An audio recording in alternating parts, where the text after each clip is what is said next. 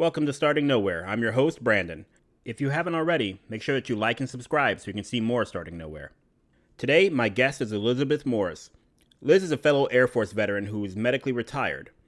We're going to talk about how she got diagnosed with endometriosis and how the service handled that diagnosis, plus some other situations she found herself in over her career. Please enjoy today's episode. Well, happy Veterans Day to you, Miss Elizabeth. Why don't you go ahead and let everybody know who you are? Happy Veterans Day to you too.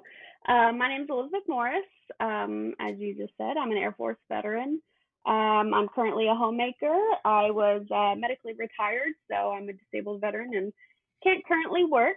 So I support my husband, who is also a veteran that has a small business he recently opened, and I kind of do the wife thing. It's pretty cool. Well, that's awesome. First of all, congratulations again to you and Clay for making it this long. We had bets in the office, and yeah, nobody's going to win the pot, it looks like. So that's unfortunate. But Whatever. Yeah, I don't know how I put up with him, but no, I'm just kidding. yeah. I think he So puts up with me. let's say you put up with each other. You both have your traits. Yeah, right. For sure. So, what does Veterans Day mean to you? Because I always feel kind of odd on Veterans Oh Day. You know what I man. mean? Even though we put the time in, it still feels weird. Yeah.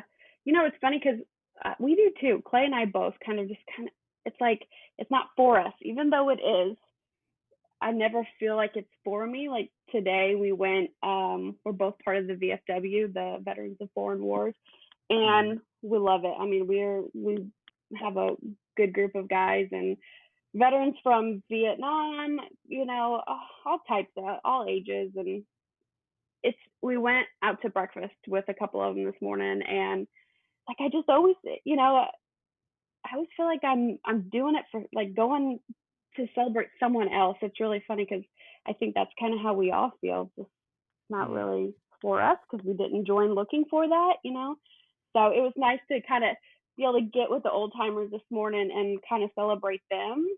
And I'm sure they're thinking the same thing about us. But I don't know. I don't know. Yeah, it's kind of weird. I don't really like to shine that light back this way. I like to cast it out on everybody else and, you know, say thanks to Yeah. them. And yeah. I'll definitely say, from my perspective, everybody who puts their uniform on and serves honorably deserves it to some extent.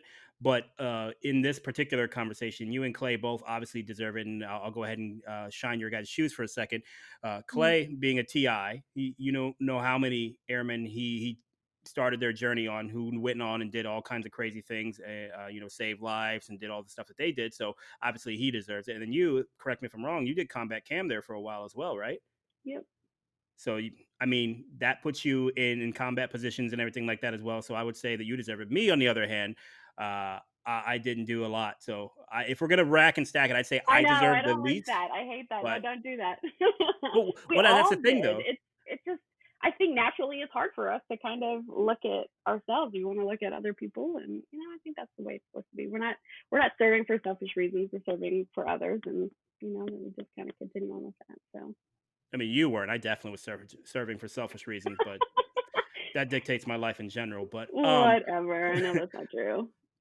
well, it's weird because somebody like myself, and just being completely honest, when I joined the military, it wasn't about service. You know what I mean? It was about trying to do something with my life. Yeah. I went to college for like all of a semester after high school and before they wanted their money back, because I didn't know anything about student loans and didn't know how to defer or anything like that. So had to drop out, and then was working dead end jobs, getting kicked out of places, and potentially going down the wrong path. And finally, I decided to sign up, and now I'm part of this organization, the Air Force specifically. That has all this honor and everything with it. But for me, again, only speaking for myself, I never signed up for any of that. I did it because I needed a path. And so while I tried to serve honorably and try to do my time in the best way I could and always give back to the Air Force, it still feels weird. You know what I mean? Because like you said, none of us Hmm. signed up. Well, some of us definitely did, but most of us didn't sign up to be that person and be that hero and to go out there and do all that stuff. For us, it was what we just did every day. You know what I mean? Yeah. No, I agree with that. I definitely was in kind of the same boat. Like, I'm not trying to say like we didn't sign up, you know, I'm just saying it as we didn't sign up for people to thank us and congratulate us, things like that. Yeah. I joined for the same reason. I was like, hey, my dad did it for 20 years. He's a pretty all right guy. He did pretty darn Yeah. good. Like He's okay. Yeah, you know him. He's nice and tall. So, I was like, I don't know what I want to do. I don't know who I want to be. Like, let's start here. And I'm so thankful I did because I feel like my life could have taken, a much different direction. And gosh, here I am, Mhm. like 15 years later, and I've got so many awesome things afforded to me because of my service. And, I just happened to, you know, get this disease, which I'm sure we'll get into it in a little bit. But, my health is taken care of. And I mean, every day I'm like so thankful. Like, man, I got the VA. I've got all these amazing experiences from all the time I'm in, all the people I met, all the friends I've made, lifelong friendships. And, you know, yeah, so what? We had to sacrifice a little bit, Yeah. and get a lot from it. I mean, I guess that, depends on how you look at it, your Do you mindset. have anything that you think you did in your service that really makes you feel like a vet and makes you really feel that military kind of state of mind? Like something you did in your career? Mm. um, Gosh, it's funny. A lot of things that are coming to mind are like all the awesome things I did on my last deployment, like Mhm. swimming with whale sharks and going on safari in Africa. So I mean, I did a lot of work while I was there too. But the really cool things that pop out into my head are those things. So I feel kind of guilty. Honestly, probably like my whole time at Combat Camera, I just ate it up. I just loved it. I felt, like I got to learn a new skill, being on flight status and doing all that stuff and go lots of cool places and do all this traveling. And, I don't know, just something about documenting that mission and Mhm. doing all that was, I don't know, it was pretty rad. I got a lot. I don't know. I think just the overall feeling of just the people and the experiences and all the things I've learned from it. So many life lessons that, I'm so thankful for. But I don't know. I don't know about one thing in particular. What about you? Well, before I go into mine, can you tell everybody what combat camera is and describe your time there a little bit? So I'll kind of start at the beginning. When I joined as a photojournalist.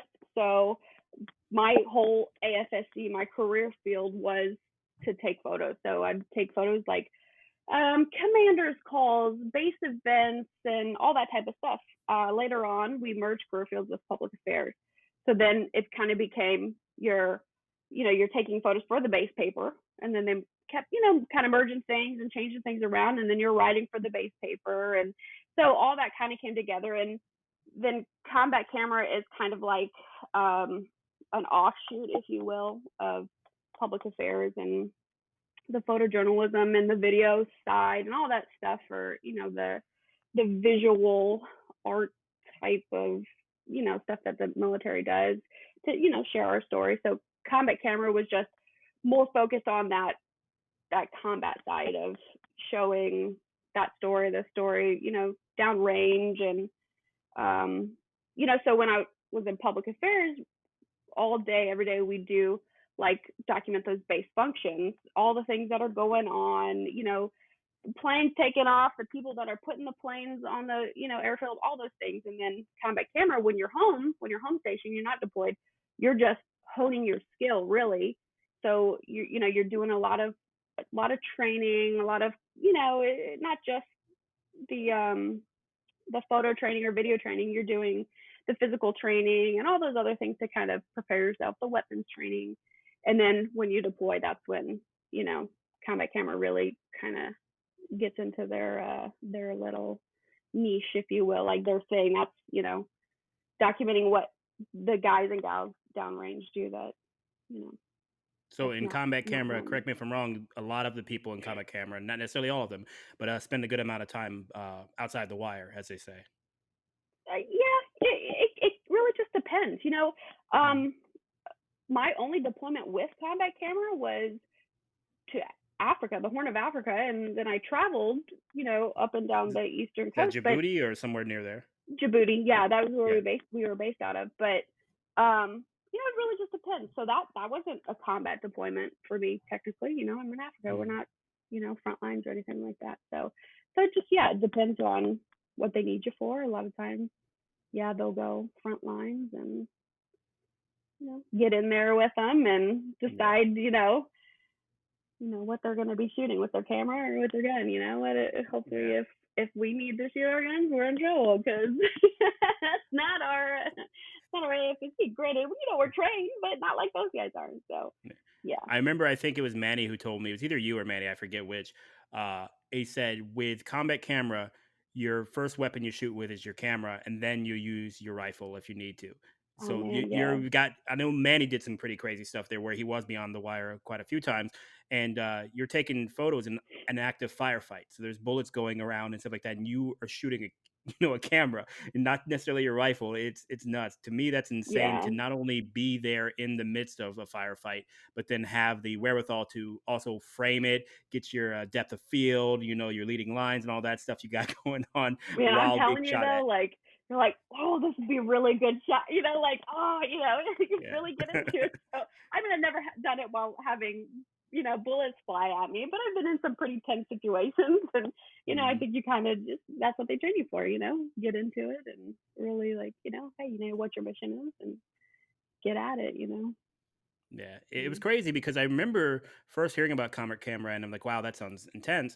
And then I don't know how many people out of our office at Moody ended up going. It seemed like almost everybody that I can think of. Manny went, you went. I'm pretty sure Lawrence went. Lawrence Uh, did it. Yep. yeah, I don't. Did Shelly end up going? I don't remember if Shelly went or not. No, but she would have Okay, been amazing. yeah, and Jasper didn't go, did he?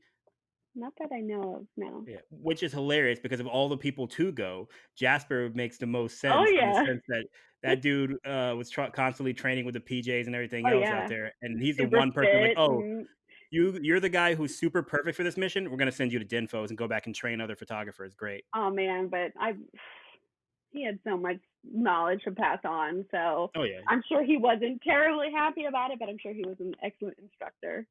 yeah, absolutely. So so Cool. to pivot back to you asking me, the only and this gets it sounds kind of somber, but for me, it's the I don't know if I'll do anything as honorable as this the rest of my life. We'll see. But honor guard, you know what I mean? Going and doing veterans funerals and Heck retirees yeah. funerals and stuff Yeah. like that. You know what I mean? Actually carrying the casket, handing the flag, giving the last rites.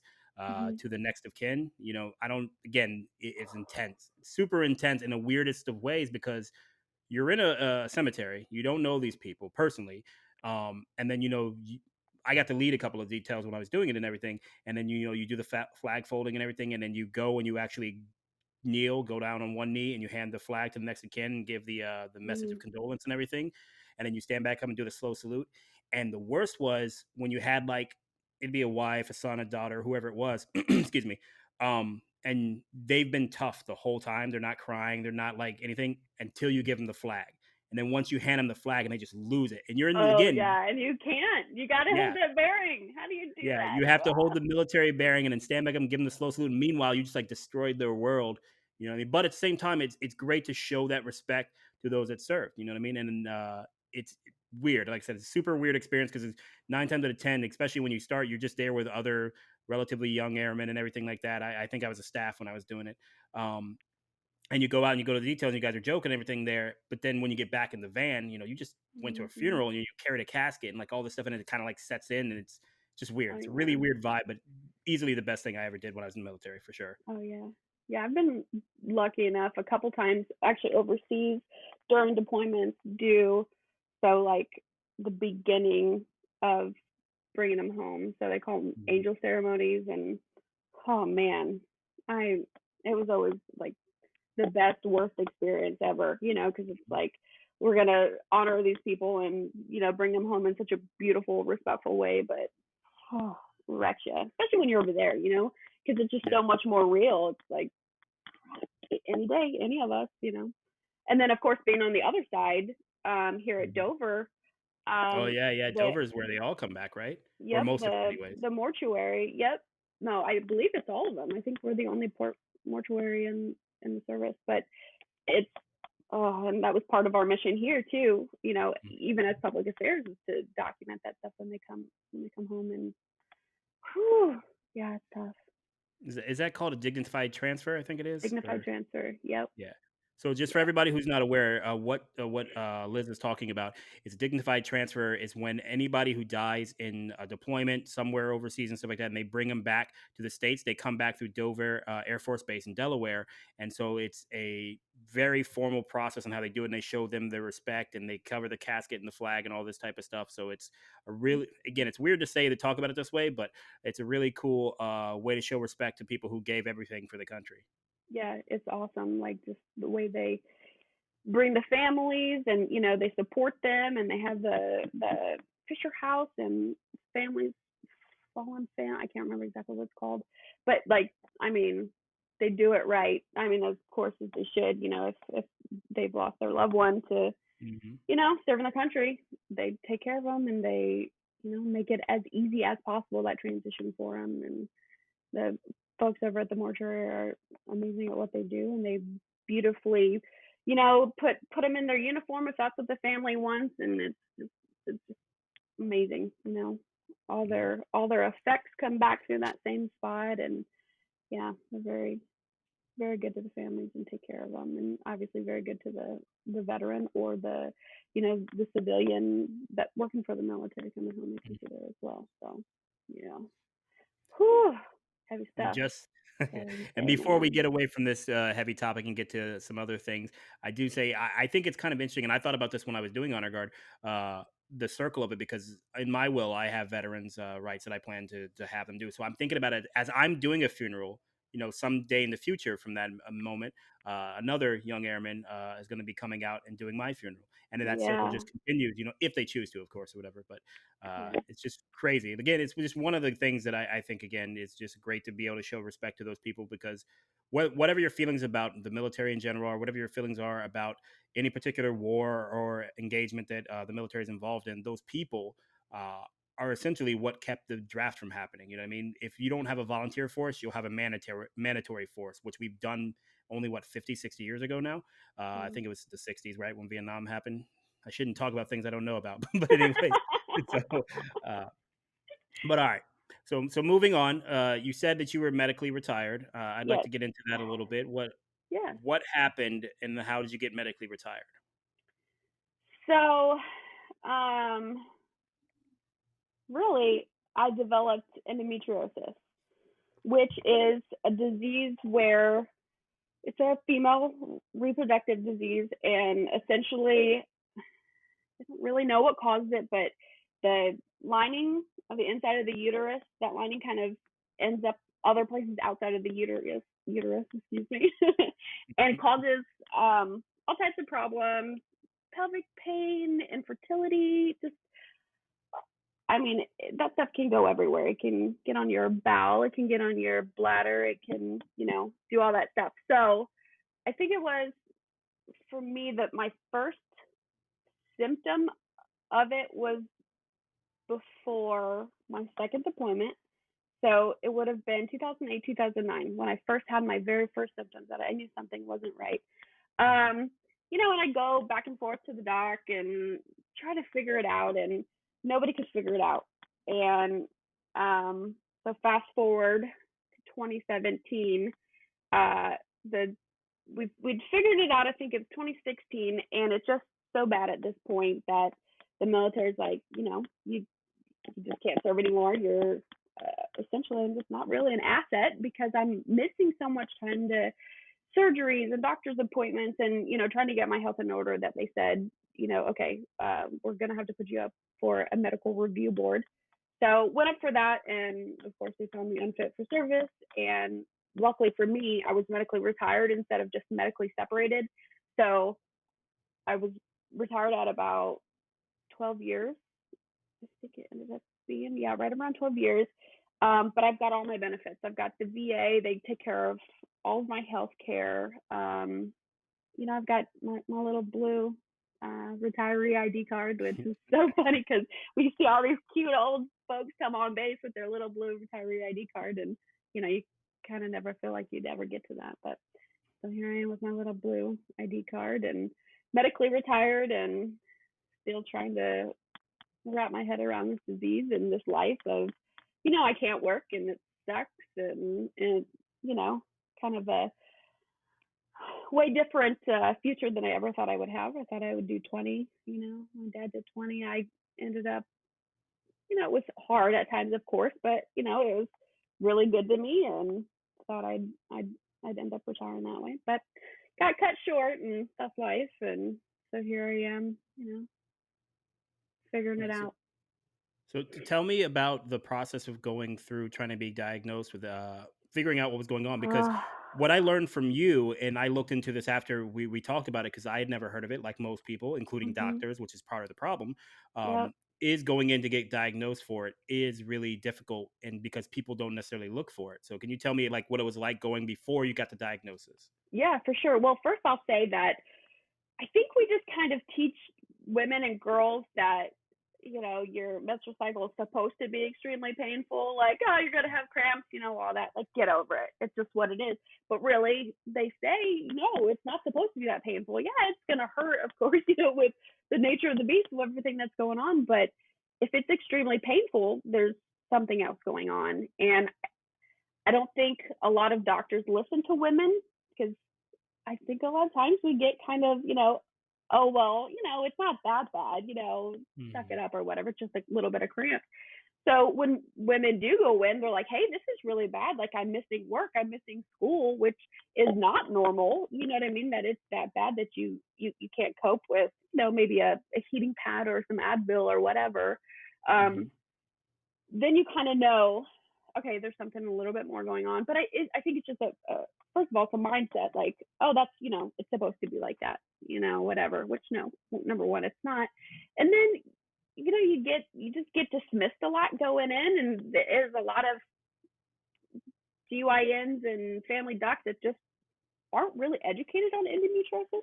Luckily, over the past couple of years, a lot of celebrities have come out with it and really kind of like, opened up that conversation. And I've been seeing like commercials and stuff, and Mhm. like ads and all this for like, hey, this isn't normal. Here you go. Let's talk about this. So that's cool. Like it's getting out there. But it also presents itself in a lot of really weird ways. So for me, the first thing I had some really weird plank pain that I didn't have a clue. They thought for sure, okay, this is going to be like a kidney stone or something like that. And they couldn't find anything. And you can't see endometriosis on like, basic scans. I mean, every once in a while you'll get lucky and be able to see it on like a transvaginal ultrasound or something, sometimes, or just a regular ultrasound, but it's very rare to be able to see all that. So really, the only way to diagnose it is to have a laparoscopic surgery done, and they have to actually see the disease. So a lot of times, like I said, it kind of presents in weird ways. So I don't know how graphic you want to get on this, but like for someone like me, I'm not going to be gross, but like I have a lot of bowel and bladder issues, and Mhm. you know we went down a lot of different rabbit holes trying to figure out, okay, like does she have Crohn's? Does she have ulcers? Does she, this and this, and all these things, because if the disease is left unchecked for so long, like it was with me, because we couldn't figure it out, then it just spreads and gets worse, and it starts affecting all these different organs. It essentially, like, it's so weird. It like does these things called adhesion, so it like spider Mhm. webs in there after so long, and like it starts pulling your organs together and like moving them out of where they're supposed to be. So my second surgery, she actually had to cut my bowel, or not cut my bowel, but cut my bowel away from my sidewall, because naturally your bowel kind of turns and rotates. And so with these adhesions, it literally had rotated up onto the sidewall of my body. And there's, one of the main reasons for all of my bowel issues, because this disease is so crazy. It does all types of weird things. And Mhm. yeah, it's just, there's just a lot of education that needs to be done, and we need to stop shaming women, I think, for, you know, having pain. Anything and everything. Yeah, that too. Yeah. But, I don't know. I think it's getting better, but I think a lot more could be done, because we don't even know. We don't have a clue, like, where it comes from, why it happens, anything. So, who Yeah. gets it, and for what reason, So And yeah. to be clear, no matter what topic we're talking about, be as gross as you want to. My bowels can handle it. Well, good. My can't. Oh, no more. Yeah. So, But uh, so yeah, first of all, thank you for sharing that. I know sharing personal challenges can be can be difficult for a lot of people. So I always applaud anybody who's willing to do so, especially in the effort of raising awareness. But I agree with you in the sense that, when was your wedding? When did I officiate your wedding? 2016. Okay, 2016. So Well, 2006. I was married in 2012, but you Yeah, did right. I try to the tell people that all real. the time. I know So, all it's right. confusing. So we'll get to this in a little bit, but Okay. obviously I talked recently about officiating your wedding, and I always try to explain to people, it's like I didn't get like a certificate to be some officiant of the court or anything like that. They've been married for years. It was just the actual ceremony. I just It went was up just there a and big said some party. stuff. Yeah, Yeah, it exactly. was So it's like, awesome. It was so yeah. cool. But so all right, so 2016 I think is when we first kind of talked about it, and that was when I first became aware Hmm. of it. And so I've had that view of where I didn't know anything about it, like a lot of people back in 2016, particularly. And I've seen slowly over time more people talk about it, more people being aware. And then, like you said, the commercials for it now and all that type of stuff. So I do think there is some good positive momentum in the direction Yeah, of for sure. awareness. Now let's hope we get some good positive momentum in the direction of Me too. cures and things that we can do to treat it, you know? Yeah. Yeah, it's wild because it's 1 in 10 women. It's a Oh, very wow. common disease, but Yeah. we just don't know a ton about it. We don't talk about it enough, and we're not really, well, at least last that I understood, medical school, they don't really dive into it very much. Maybe they do now because it's, a lot more of a hot topic thing, but Mhm. it was like kind of like a quick class is what one of my doctors was explaining to me. Like it's just not a big thing. So it needs to be because it's huge and it affects tons of women and it's a huge burden on our medical system and all that other stuff. But Yeah. ay, ay, ay. Well, I think what you're talking about there, and is the fact that there is a lot of things that go undiagnosed, particularly when it comes to uh, female diagnoses and things like that, because of the way that we treat women and also just the way that we treat medicine in general. And so Yeah. this is where medicine becomes part well, I shouldn't say this. I'm going to get in trouble from my girlfriend, but I don't care. Uh, so it becomes more public health in that sense than it is that part of medicine. Now, I know the two are intricately connected and all that type of stuff, but when you're talking about public health, a lot of times you're talking about the information that is out there and all those type of things. And that's one of the things that I think public health can really help with when it comes to diagnoses like the one you're talking about, because medicine has such a hard time finding it. What happens a lot of times is they have to be aware of how to look, and then they can start actually making that part of the process. Because one of the things I've read about a number of times, and including without naming any names or anything like that, being told by medical professionals themselves, they Google a lot of stuff. You Oh know what I yeah. mean? They don't, because they're Medical generalists. practice. Yeah, Yeah. exactly. They're generalists, so they don't know everything about every part of the body like House does. You know what I mean?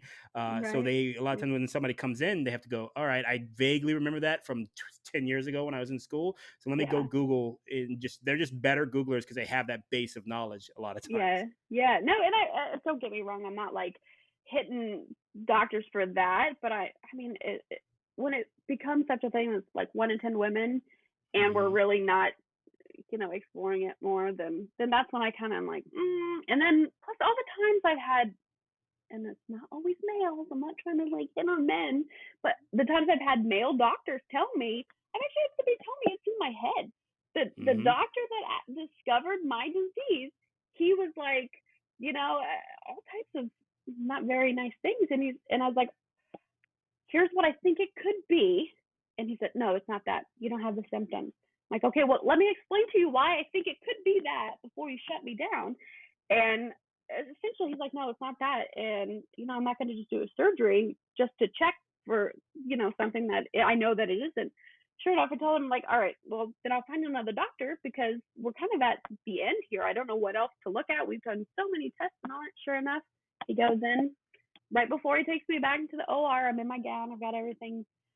It's like, hey, I just really don't want you to be disappointed because we're going to come out of here in just a couple minutes and we're going to wake you up and we're not going to have any answers for you.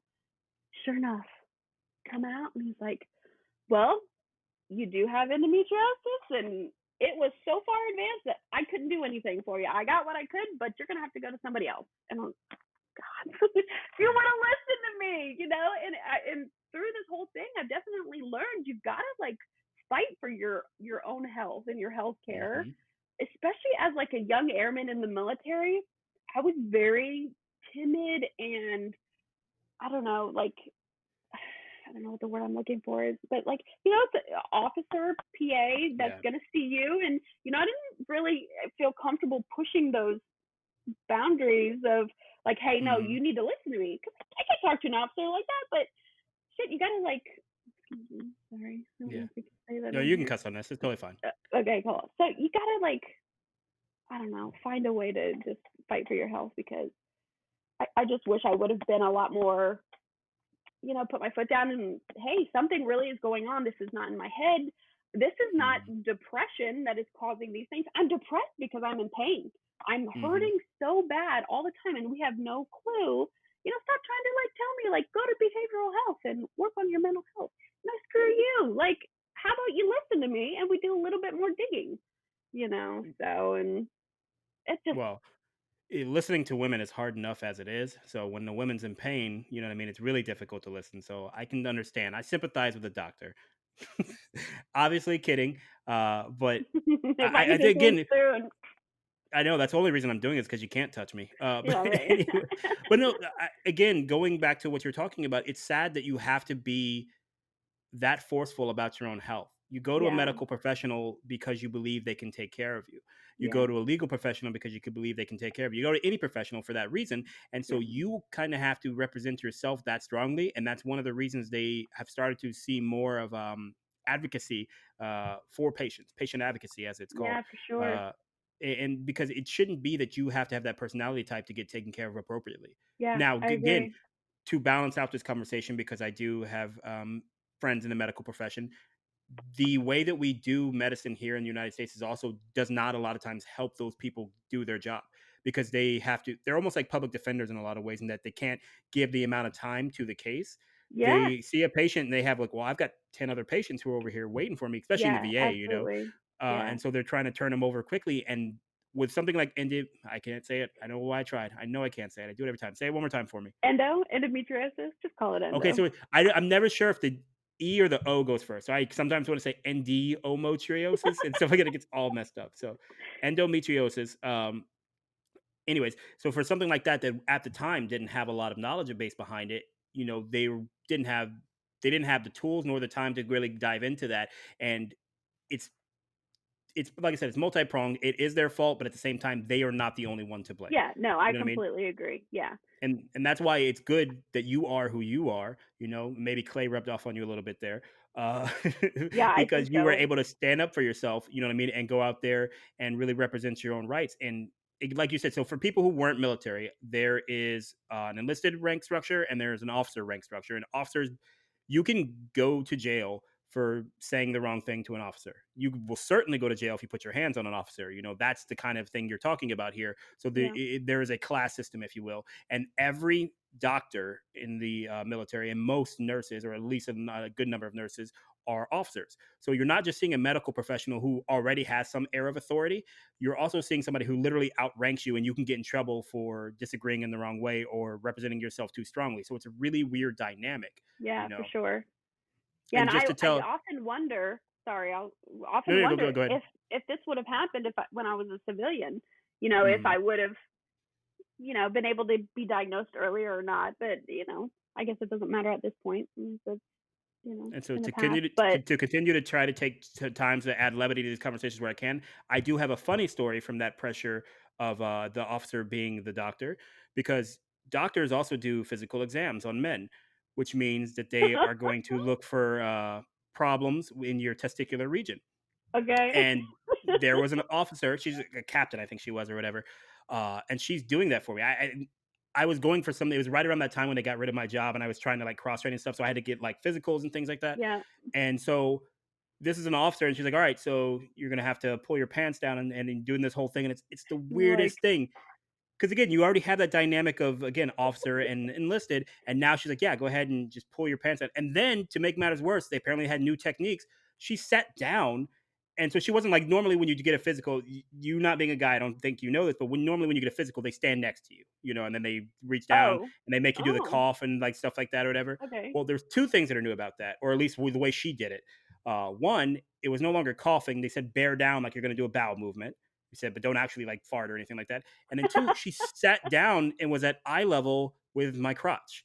Oh So the no. whole scenario is just That's so ridiculous because awkward. again, it's weird in a normal setting of a Oh medical yeah. professional because I'm not used to that. And then two, it's weird because as an officer and you're like, oh my God, just like, how do I maintain Oh distance? I don't yeah. want to hit her and then get in all these other troubles and everything like that too. So long story Oh short, yeah. invite more civilian doctors onto base because it does create a problem for your troops because Yeah, it's kind of they just weird. don't feel comfortable. It's Yeah. weird.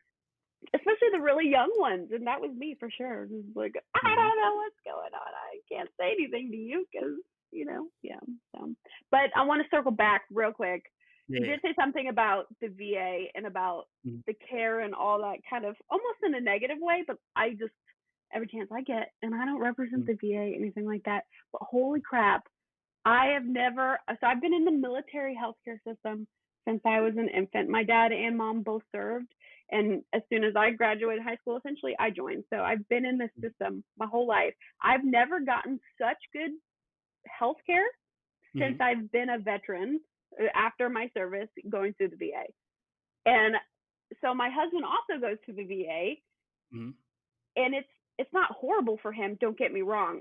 He's still it's happy with it. It's just not quite as good as what I get. And maybe it's Yeah. because I'm a female veteran and they can like focus a little bit better. It's definitely different for the men. I get that, but I've never had such good healthcare in my life. Like these people are friggin' on top of it, and it's just awesome. So Well, I I think. go Sorry, I was ahead. gonna say I just think with the VA in general, what we're talking about here is the level of care that they can provide, not because of skills, but again because of the populace. So where I was stationed last was in Tampa at McDill, and Florida, as you're well aware, has a huge retirement population. So Oh yeah, the hospitals there and the VA there are inundated with people constantly really? with all kinds of different health problems and everything like that. So again, I agree with you. The VA does a great job when they have the resources to do so. Yeah, It's a resource issue more than again that it's a training or they're just bad or anything like that. They just need yeah. more people a lot of times. Yeah, I just hear so many bad things about the VA, and I'm like, Mhm. damn, I wish everybody could have the care that I have because my team is freaking amazing, and I just love You, them.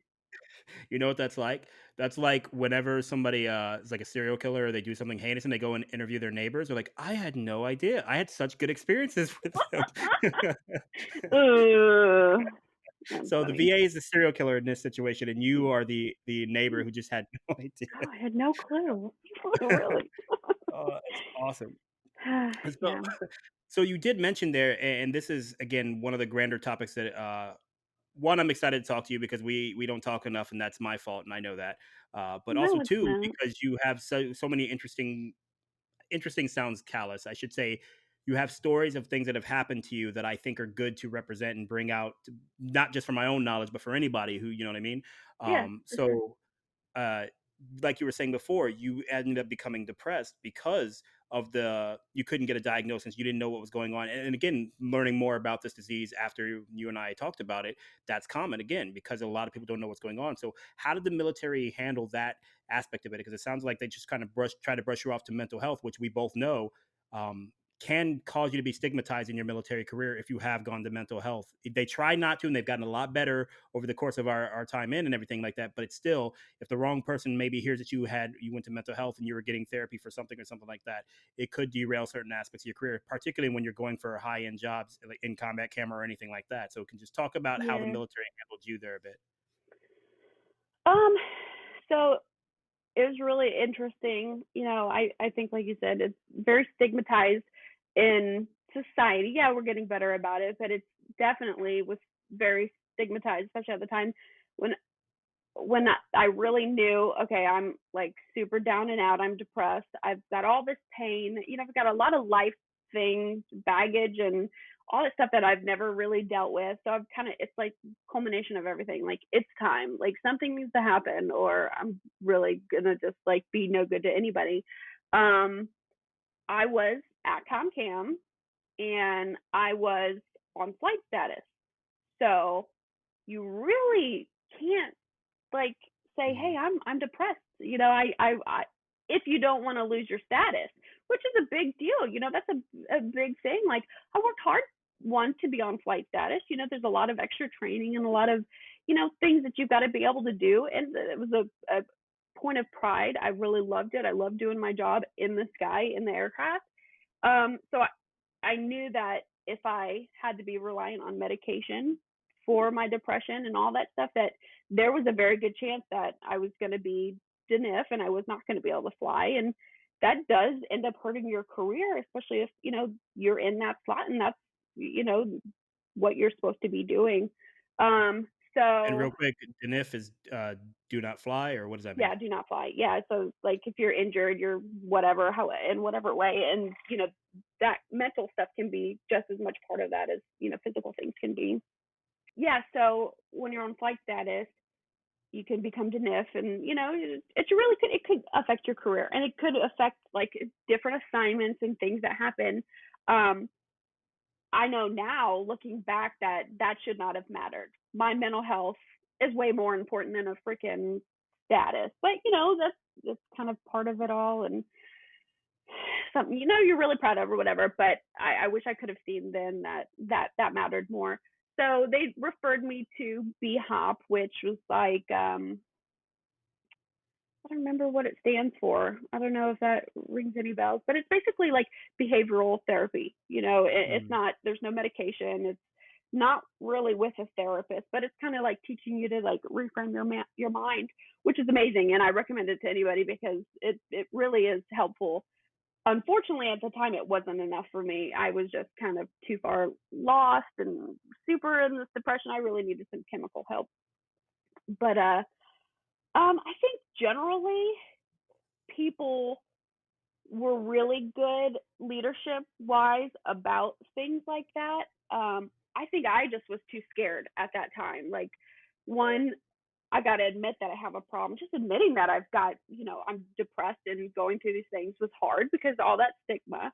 So, I don't think it was really something from the military trying to like tell me not to go do it or anything like that. It was my own, kind of weirdness about mental health at the time that kept me from really getting the help that I needed. And of course, so I didn't. I went to the B Hop thing and I got as much as I could out of that and just tried to truck on through like we do, and Mhm. try to, you know, try to work on things the best I could. And it just, yeah, it didn't work. It just Yeah. got worse until the point that I did finally, I was out of that position. I was like, okay, I'm, at a new base. Like it's time. Like I've got to dedicate time to my mental health and, get some medication and go to some therapy and really work through some of this stuff because shit's hard. Shit's hard for everybody. I don't care like what you got going on. Like life is hard, especially nowadays. Mhm. You know, I'm just a huge advocate for therapy and medication if you need it, whatever. Like there are some times in my life that I just and I look back and I kind of see that person and it feels so foreign to me now because it's just so different than how I feel. But I didn't want to wake up. Like I didn't want to kill myself, but I didn't want to Mhm. live. I couldn't hurt myself, but dear You were God, passive in it. please do not let me wake up. Like I just want to lay here and sleep forever. I don't want to deal with it anymore. Mhm. It's all hard. Yeah. Oh, I'm so thankful. Like I thought it would never end. It felt like it would never end. And I mean, I work on it every single day. It's not just here's a pill and you're good. I mean, I went to therapy for years. I still go. I go with my husband. We love it. Our VA therapist is awesome. Mhm. So yeah, And just if somebody like Clay can go, then anybody can go. And when the reason I say that is not because Clay would be anti-therapy or anything like that, but he's a man's man. You know what I mean? The stereotype of a oh man, yeah, the guy low spoken. And so when I said before, and I should have clarified, Clay, her husband, was a TI. That's a technical instructor, military technical instructor is the full thing, MTI. Meaning he is the person in basic training training who is instructor. yelling Yeah, at people. Training instructor, thank you. Yeah, he's the person who is yelling at all the troops. And so when you think about Full Metal Jacket, he's the Air Force version of I forget his name now. Wow, but anyways, the DI, the drill yeah, instructor in yeah. that movie, the Air Force has training instructors. So that's what he did. So we're talking about again a guy who is every stereotype of a man's man, except that Clay is also very empathetic. He's also very thoughtful and all that type of stuff. So I don't want to paint him to be some gruff Clint Eastwood out there or anything like that. Yeah, for But so sure. the only reason I'm saying that is if somebody like Clay is open to therapy and everything like that, then there's no excuse for anybody who says they're too tough to go. It's Oh yeah. nonsense. And I love it. He'll like talk openly. Like anyone we meet, we're both kind of the same way. Like if we have Hmm. experiences in our past or our, current life or whatever that we think that could potentially help somebody else, yeah, we're gonna talk about it. There's nothing that's like taboo or off, off the books. Like we cannot speak about it. It's like, hey, if this could help somebody else, let's freaking do it. And Clay's all about it. He's like so thankful, that I forced him to. I know we because I knew we had issues, and I knew I had stuff to go through. And I didn't really force him. He went because he knew he same thing, got Hmm. all that baggage, and he could use a little help kind of straighten some of that stuff out and figuring out why we are the way we are, and I it's just it's wild. Life is wild. People that you never think would have struggled, with Hmm. things like Clay. Like he's very, like you said, kind of always composed. He's always this guy, and very contrary to like his TI days. He's very Hmm. calm, and you would never expect him to have been a TI, but yeah, and you also would never expect him to be struggling with mental health things either. And I think that happens to a lot of veterans. People just kind of, we put on that face. We're really good about, putting that on and Hmm. hey, let's show everybody that, we're in control. We've got it all together, whatever. And I think we're just humans just like the rest of everybody. And I think it can just be kind of really dangerous thought. It absolutely is. I won't go into too much detail because it's not necessarily my story to tell, even though it became a national news story. But one of my former OICs, she ended up taking her own life. And there's a lot of people who know this. 22 veterans a day, I think, is what they say, end up committing suicide or suicide, have suicidal ideations and try, and so that's you've got a lot of pressure on you as a veteran. You've got a lot of things that you go through in just your everyday life as a military member. And then for somebody like you add in your undiagnosed disease, and then you add in some other things that you experienced that we'll get into in a little bit as well. As just a female member of the military, and just all those things compound upon each other. So it's understandable that you would feel those type of struggles, and I'm very thankful that you made it through because it would have been a shame to lose you. Uh, Yeah, but I'm thankful like I too. said, huh? I said I'm thankful too. Every day, just Yeah, always. because I could, if nothing else, I can't talk crap to you if you're dead, and that's really, It's really hard true. for me. So I appreciate you making that sacrifice. Well, I'm here for you. Yeah, Whatever yeah, you need. exactly.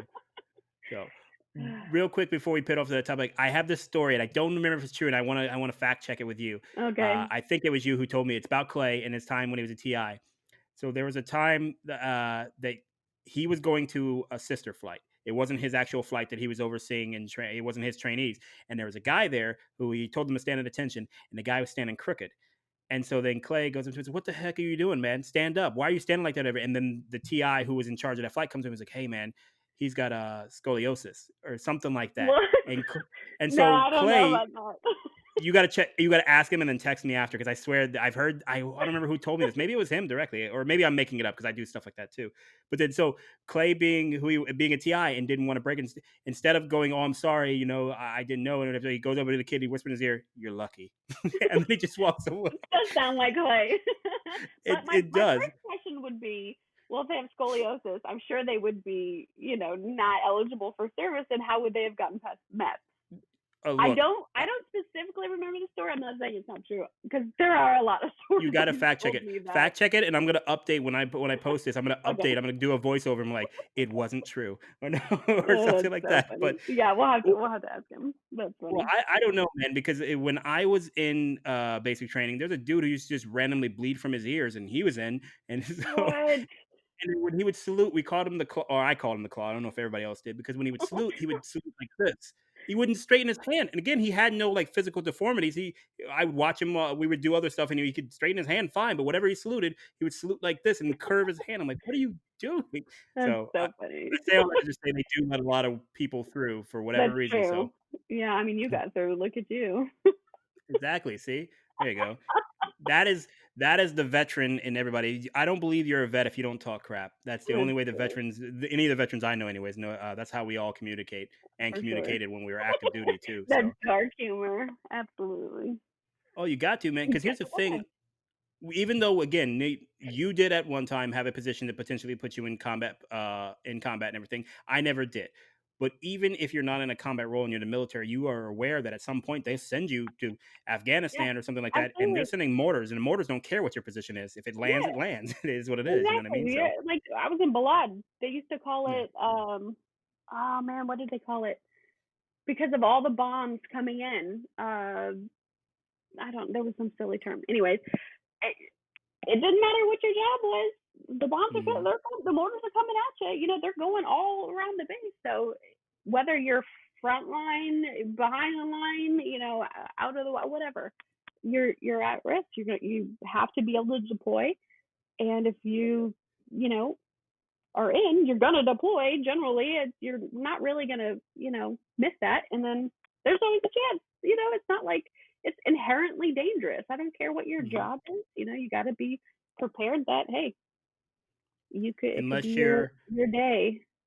unless in the mid 2000s or like 2010 area, you were a 300-pound middle-aged tech sergeant couldn't do PT because he had bad knees.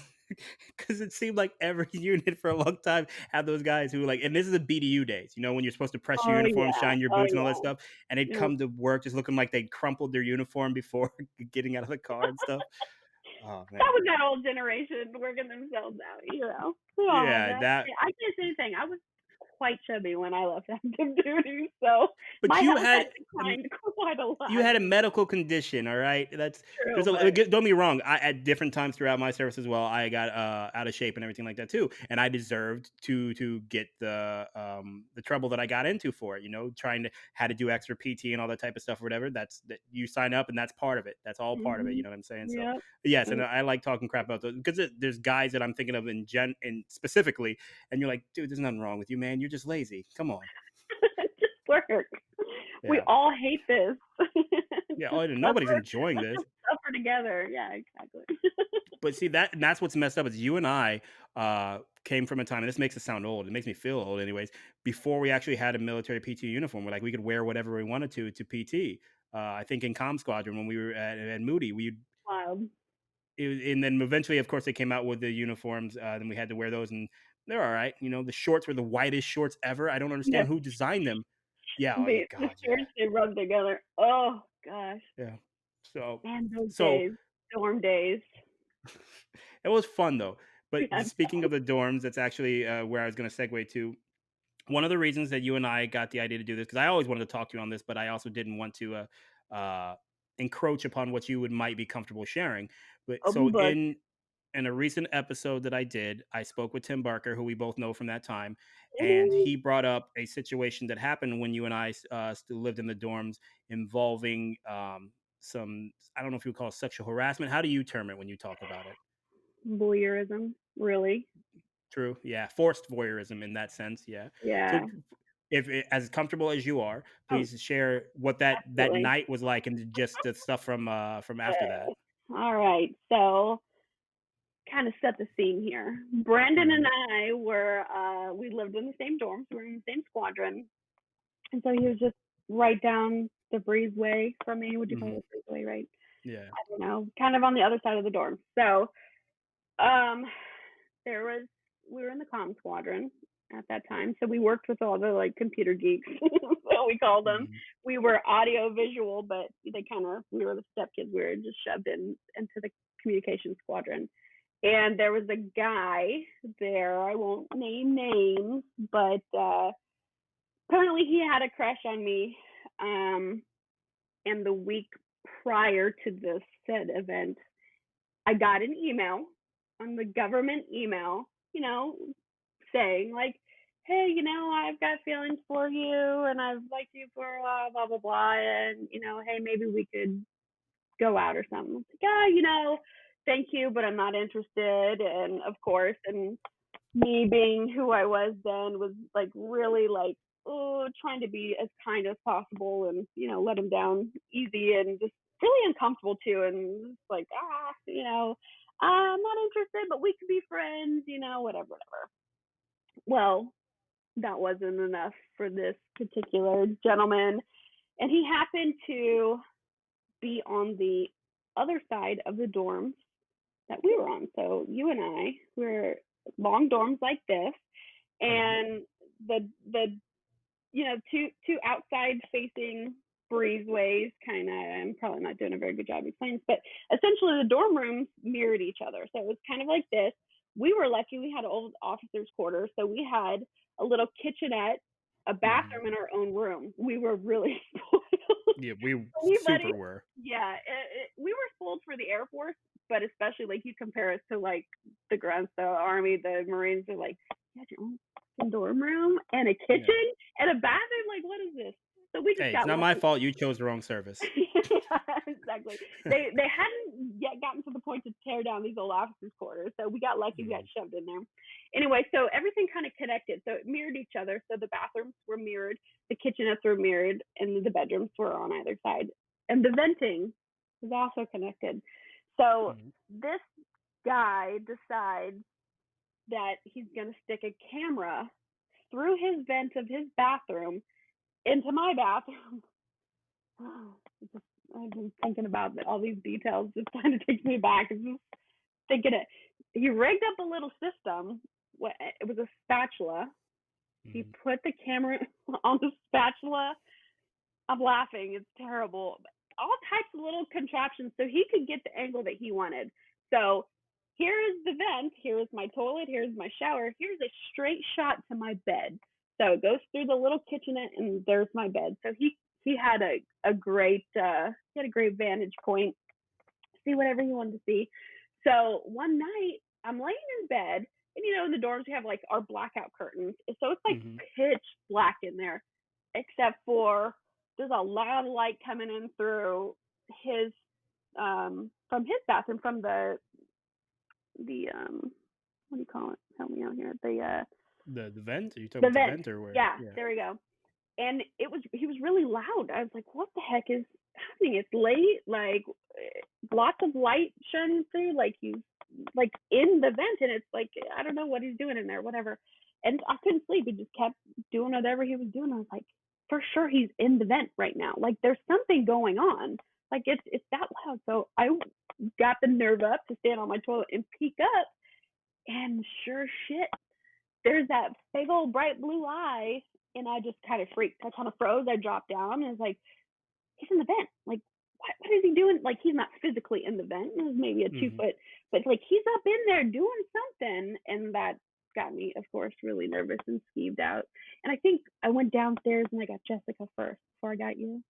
I think that's Well, I don't think she was downstairs at the I don't remember, but yeah, yeah, it was you and Jessica. yeah. So then Jessica came back up, a girlfriend, and I'm like, look to see, like, do you see anything?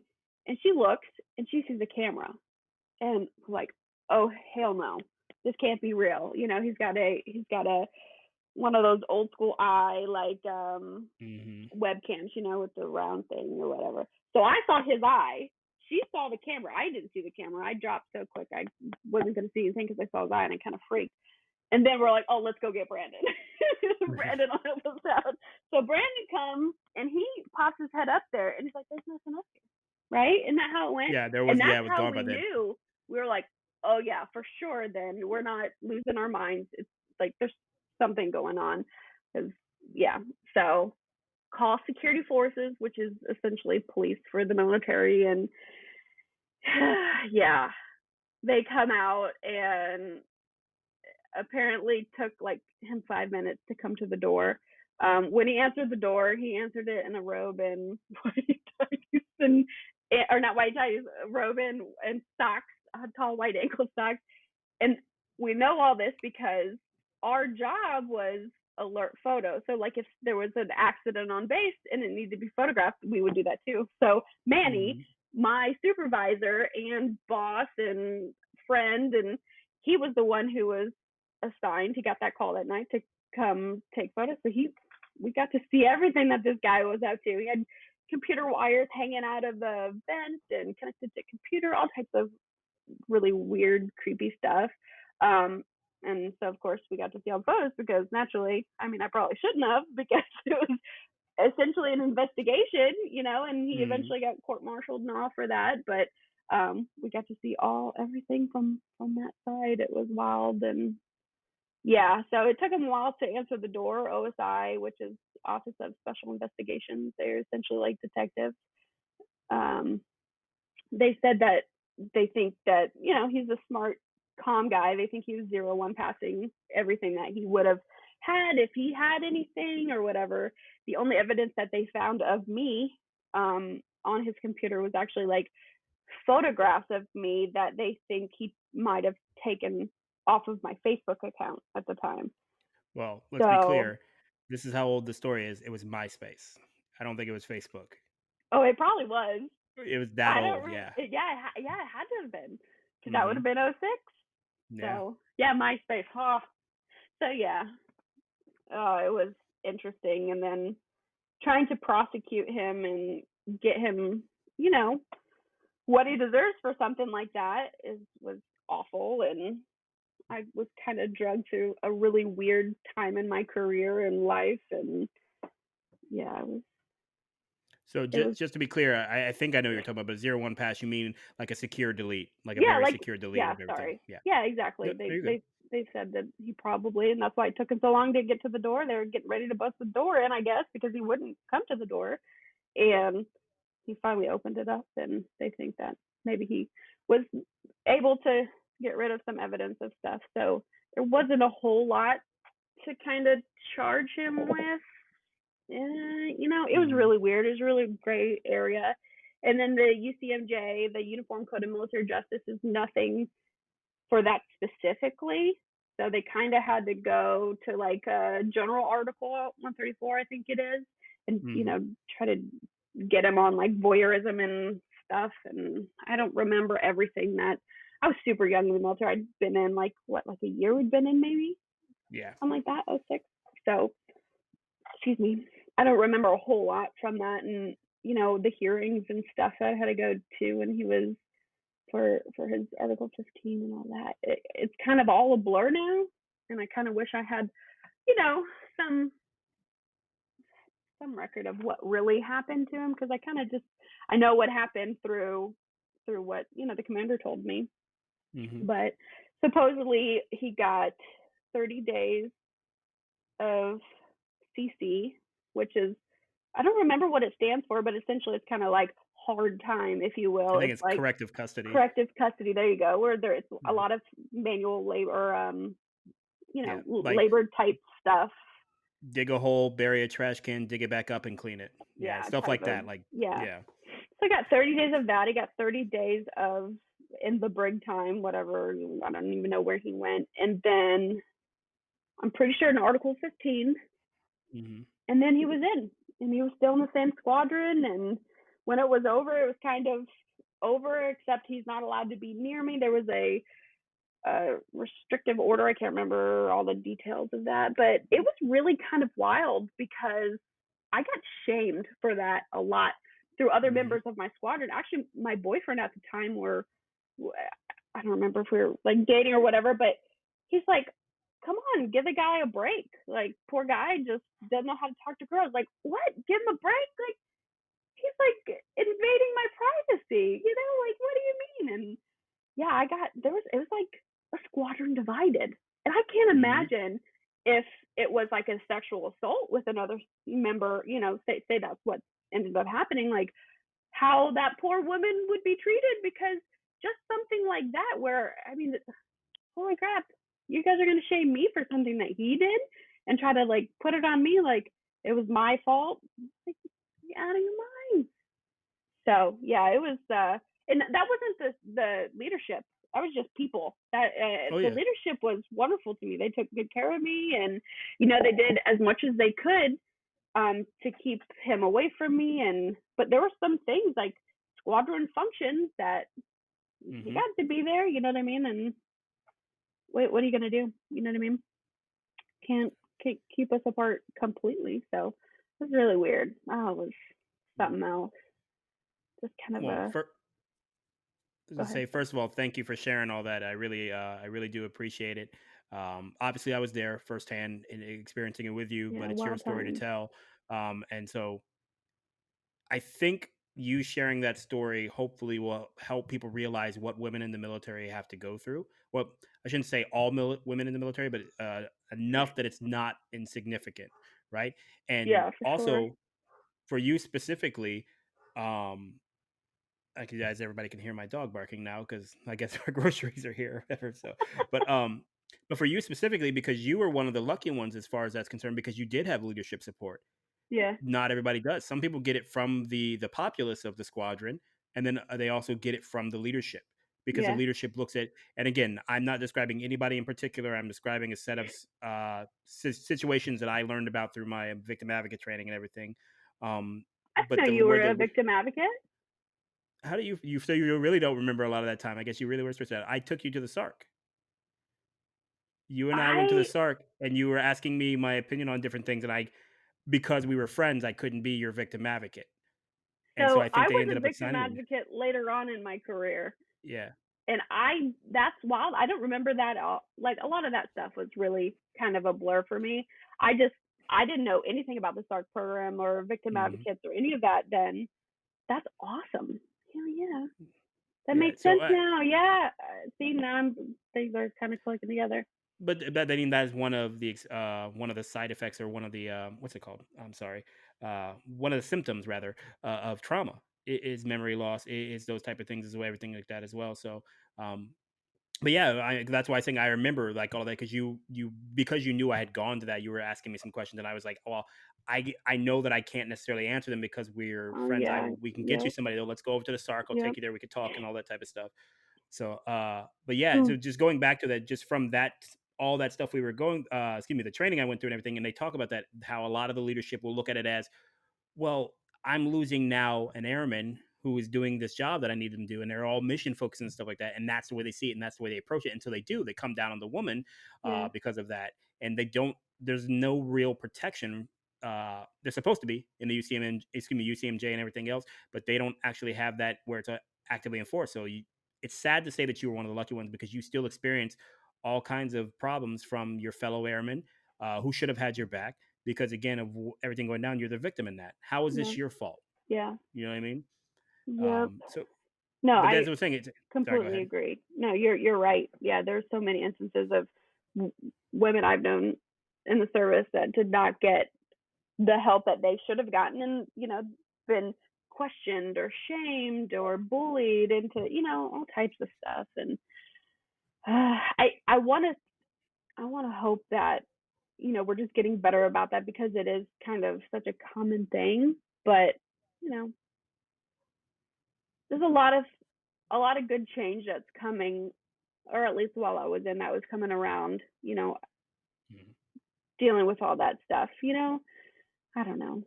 I guess it's that's what's tough is the military is just a whole bunch of normal human beings. Mhm. We're all screwed up just the way civilians are, you know what I mean? And I think people kind of expect that this stuff doesn't happen, whatever, but it's just it happens just as much, maybe even more because of kind of the weird environments. And Mhm. I don't know what the statistics are, but yeah, it's sad. It's really sad. And I was lucky that I wasn't even a sexual assault or anything like that. It just a weird sexual kind of ish, yeah, possibly thing, Mhm. And to think in like that situation that I was being shamed, like this poor nerdy kid, poor guy, you should have, been nicer to him or something. Like, imagine if it was a Yeah. sexual assault. Yeah, gosh, I can't even Well, imagine. and that's common in not just SARC related sexual assault response coordinator, in those type of related incidents, but also just in the way that women are told to turn down guys. Oh, just give him a chance, go on one date with him. So they're like, dude, she's not into it. Why Yeah, does she have to give this guy a chance? Just because you're not a jerk does not give you the right to go on dates with whoever you want to. You know what I yeah, mean? And so that's exactly. it. Women have to go through that behavior, or So excuse me, that weird. kind of thought process all the time. And so it's really gets. big in the military because, again, the military has such a small female population. It is Mhm. much smaller than the normal population. Yep. And then you talk about it like we talked about before. Commanders have a mission to get done, and if they lose troops to this, you just saw this.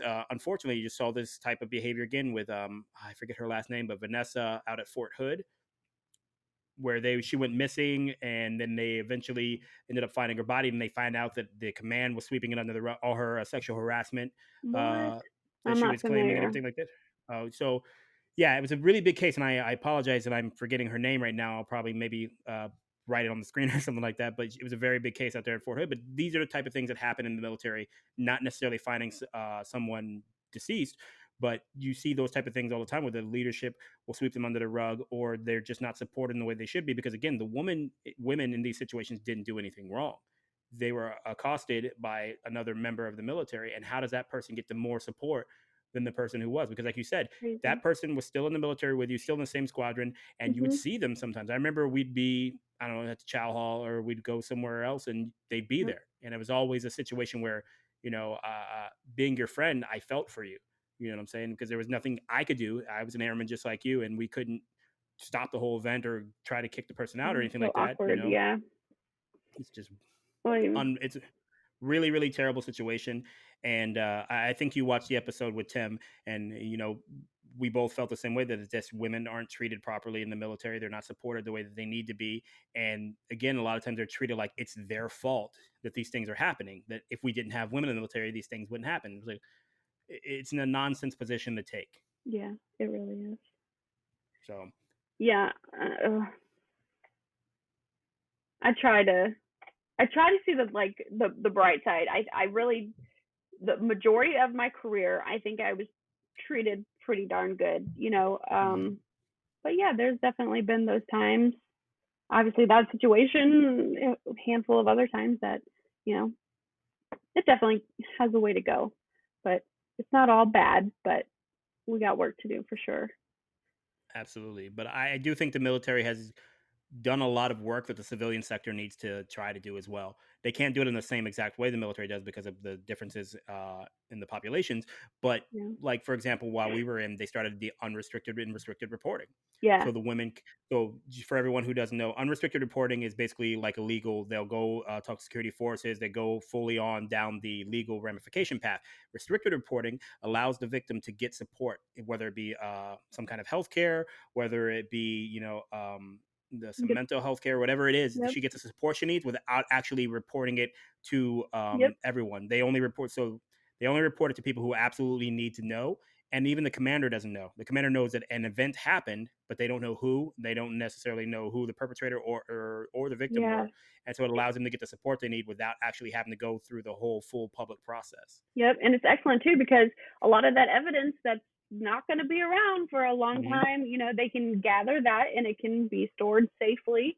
Yep. And if they do decide to go unrestricted and take it the rest of the way, and bring their perpetrator to justice, then they've got it. It's not, they don't have to make that decision right there in that moment of trauma, and trying to Hmm. just cope with what just happened to them. They can take time to really, get their wits about them and try to get through it a little and then decide, hey, do I want to, what do I really want to do here? So I think that's an excellent thing. I love that was an option, and yeah, on the And right again, track. using your own positive outlook on that, what we're talking about is that we're living in a state of, it's not perfect, but they are actively working towards something, which in a lot of ways is as good as a lot of things get, unfortunately. You know what I mean? A lot of times you have to worry about them even ignoring issues, and in Hmm. this situation they are actually making strides. It's just not there yet, but I'm Hmm. hopeful that the program continues to get pushed forward, but it needs top cover, it needs top level support. Otherwise it's never going to get where it needs to be, and it has to be. Sexual assault cannot be seen as a nuisance or a hindrance to the mission. Yeah, It absolutely. is it is behavior unbecoming of an airman in that case, or a soldier, or marine, sailor, whatever else.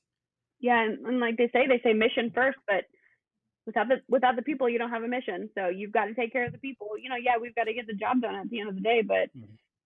yeah, that's you cannot have that within a squadron, within a unit, and have things work cohesively and get the mission done. So you got to freaking handle business, get rid of Mhm. those. weasels in there and, you know, bring them to justice, and it's not okay, obviously. Yeah. But like I said, it's one of those things that happened to you, and we all were there to try to support. And thankfully, it went as bad as well as we could hope. In a lot of ways, there's some other things we'd like to see, happen with him potentially, especially so early in his career. They could have easily processed him out, but Yeah, that's a whole other topic. That's one of the reasons, like I said, I ultimately ended up leaving the military. Not specifically that incident, but um, they're not enforcing the standard in a lot of ways. In a lot of places in the military, they just push problems in a corner and let them be small problems until they become a big problem, yeah, instead I of agree with doing the that. hard work of processing somebody out or training them up. Yeah. Well, I think that's kind of like a people problem though too. Hmm. It's like I think people are just, I don't know how to put it. I think it's, Stupid. yeah, I mean we are pretty stupid, but you know that's that's this societal problem. Like, yeah, Hmm. NCOs and all that need to be able to stand up and correct the problems, what's wrong. But it's people are scared. Like NCOs scared to talk to people, because that's kind of Hmm. how society is. Everyone's just kind of, they don't want to upset anything. People don't like confrontation, and it's no different in the military. Yeah, you're an NCO, but that doesn't mean you automatically, know how to deal with it. And unfortunately, they take training away, and it makes it even harder. And so I think it's Hmm. kind of like a society problem too. Is we're not holding people accountable, and we're allowing like crazy stuff to happen, and not, you know, like, oh, that's normal. It's normal now. Crazy things are normal now, especially down there in Florida. You guys do a lot of crazy stuff, but Hey, I don't it's true. don't associate me with Florida.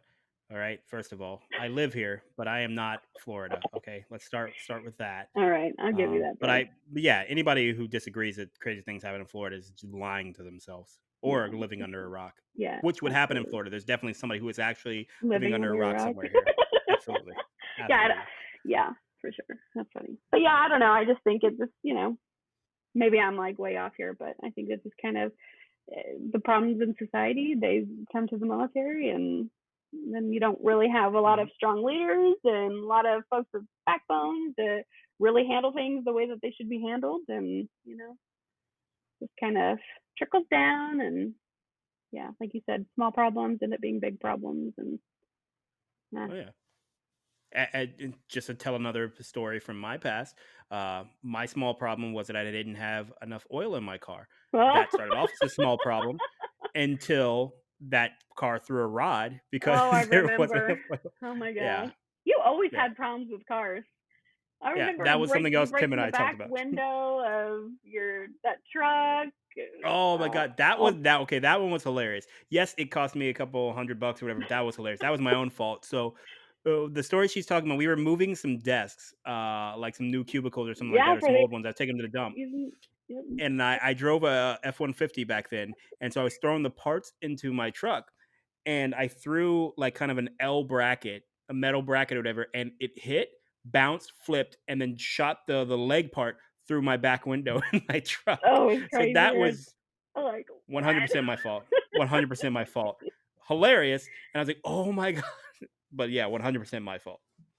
So the other car stuff, not so much. Like, even though, yes, I should have been, that car had the oil light on all the time. Like, I'm talking about, you'd pour like a fresh bottle of oil in there and stuff like that. And it's like, That's yeah, right, we because it still was need oil. broken, right?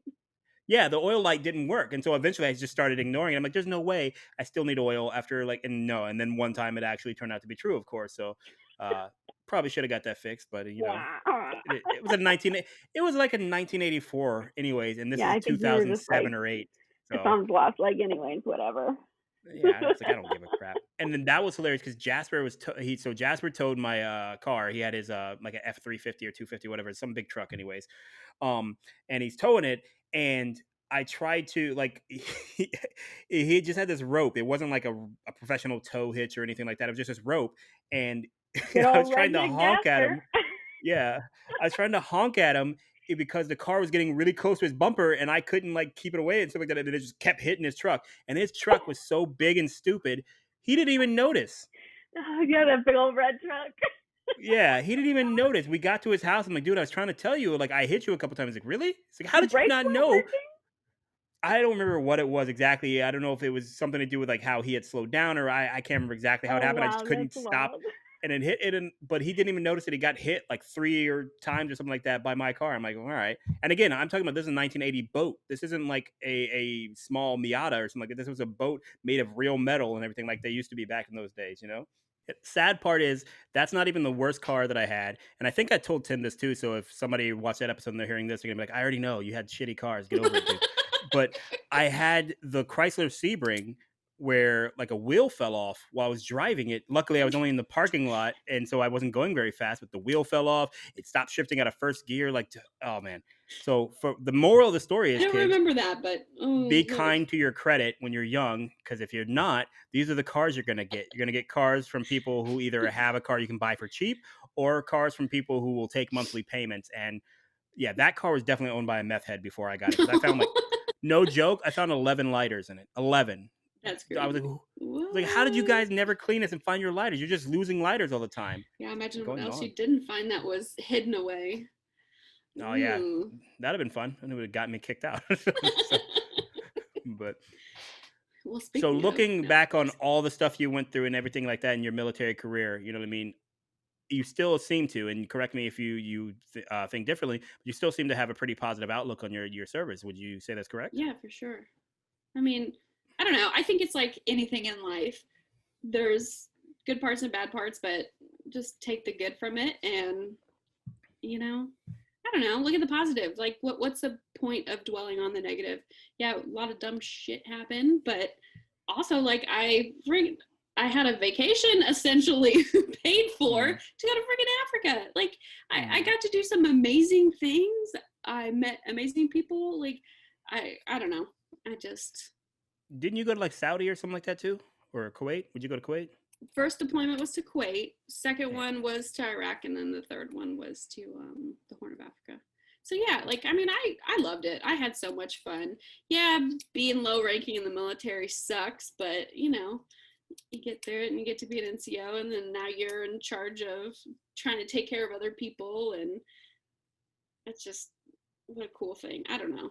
It's awesome. And then the mission, of course, the mission's awesome, but I think everything for me was just really the people. People were Mm. cool and just got to do some really cool stuff. And I don't know, I feel like I maybe was able to make a difference here and there, you know, in somebody's life. So that part's cool to me. I think that's what really gets me the most. So yeah, I look back fondly. I hope you do. I don't know. How do you Oh feel? yeah, absolutely. When I was getting ready for this today, I was thinking about the randomness of life, but also specifically in the military, because think, you and I were in tech school together. We Mm-hmm. were, you were learning to be a photographer. I was learning to be a graphic artist. Then we get stationed together, and then now we were still friends. 15 years later. Yep. Just again, purely on coincidence that we went through the military at the same time. That we also picked jobs similar to each other and stuff like that. Like, we are people who never would have met each other, I imagine, in most normal walks of life. Yeah, And so the absolutely. military gives you access to a lot of people that you never have access to, because correct me if I'm wrong, but you grew up like mostly, you moved around a bit, I know, but like mostly in Virginia, right? Is that where? Um, I mean, that's where I did like my formative years, the last couple of years of Yeah. high school. I was in Yeah, I just Virginia, remember you but calling that kind of like home, yeah, in quote that's fingers. where Yeah. my dad and my stepmom are. So yeah, that's Yeah. home. It's Yeah. And so, where I like, go back. I can't see any reason I would have met anybody from Virginia in, me growing up in Ohio and doing what Yeah, I was doing over there, and if I hadn't joined the military and stuff like that. So I think for me, one of the things that I told myself in basic training is that the military doesn't build character; it reveals it. You know what I mean? I And like I, that. what's funny about that is I was saying that because I was like, I'm not cut out for this. I was totally being a punk. Like, the sleep deprivation and basic training got to me a lot. And so I was like, dude, I need to get out of here. I gotta go. And so that wasn't I like think some everybody powerful, thinks that. yeah, Like, oh, I don't know that, that this is right. yeah. And so it wasn't like some powerful phrase I was telling myself to be like, oh yeah, you're made for this. I'm like, no, you're not made for this. Yeah. You need to go home. What are you doing So, here? yeah. So, It's so but yeah, funny. so and I think that that's true for a lot of people in the military. So you meet all these different people, and then because of the experiences you get opened up to, it allows you to be a truer version of yourself. That if you stayed in your corner of the world and had Heck, your path kind of yes. preordained or whatever, you would Yep. never get to experience in the same way. You know Yeah, what I mean? absolutely.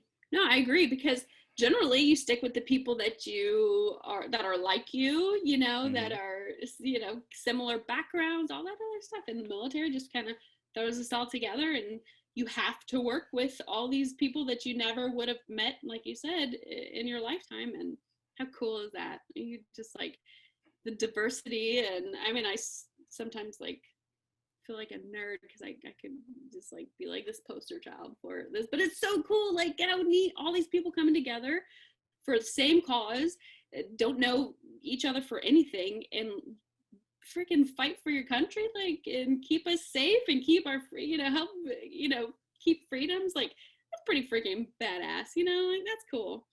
You're like the worst recruiter right now. You sound so much. You're like, go ahead and sign on the dotted line. You don't try to serve your country. Come on, son. Get out of here. It's true though. It's so cool. It's just so cool. Yeah, I love my I time. I think the concept of the military is so strange, and it's one of the things you look back on, and you're like, for me, again, I shouldn't cast my beliefs on other people, but for me, I'm just like, I don't know how I did any of this stuff. Did it, and I didn't even, again, I didn't serve in combat. I didn't do any of the stuff to, like, when you think about the military, you traditionally think about. Yes, you I'm did. You went through basic training. You went through tech school. You went through all the bullshit that everybody goes through every day, especially as a right. low-ranking person. But that's You the know what I thing, mean? though. It's all part of when you're in the military. You rack and stack the different experiences, and what I've realized is that the experiences I went through, even though again in the military they don't really rank up that high, they do for what most of the population has ever been through. So, like, to take for example this lockdown that a lot of people have been in, still in, all that type of stuff or whatever, right? For me, it felt like a deployment. You know what I'm saying? Like Yeah. you Oh, can't go anywhere, you can't do anything. You're like, yeah, this is pretty common. I've done this that is before. so funny. I never even thought of that, but that's so dead on. Like, it's Yeah. just like that strange, Hmm. things are just weird. Yeah, Yeah. it's how Like at deployments any are. second, the world could be on fire, but you're just, I still have to go through today. I guess is what.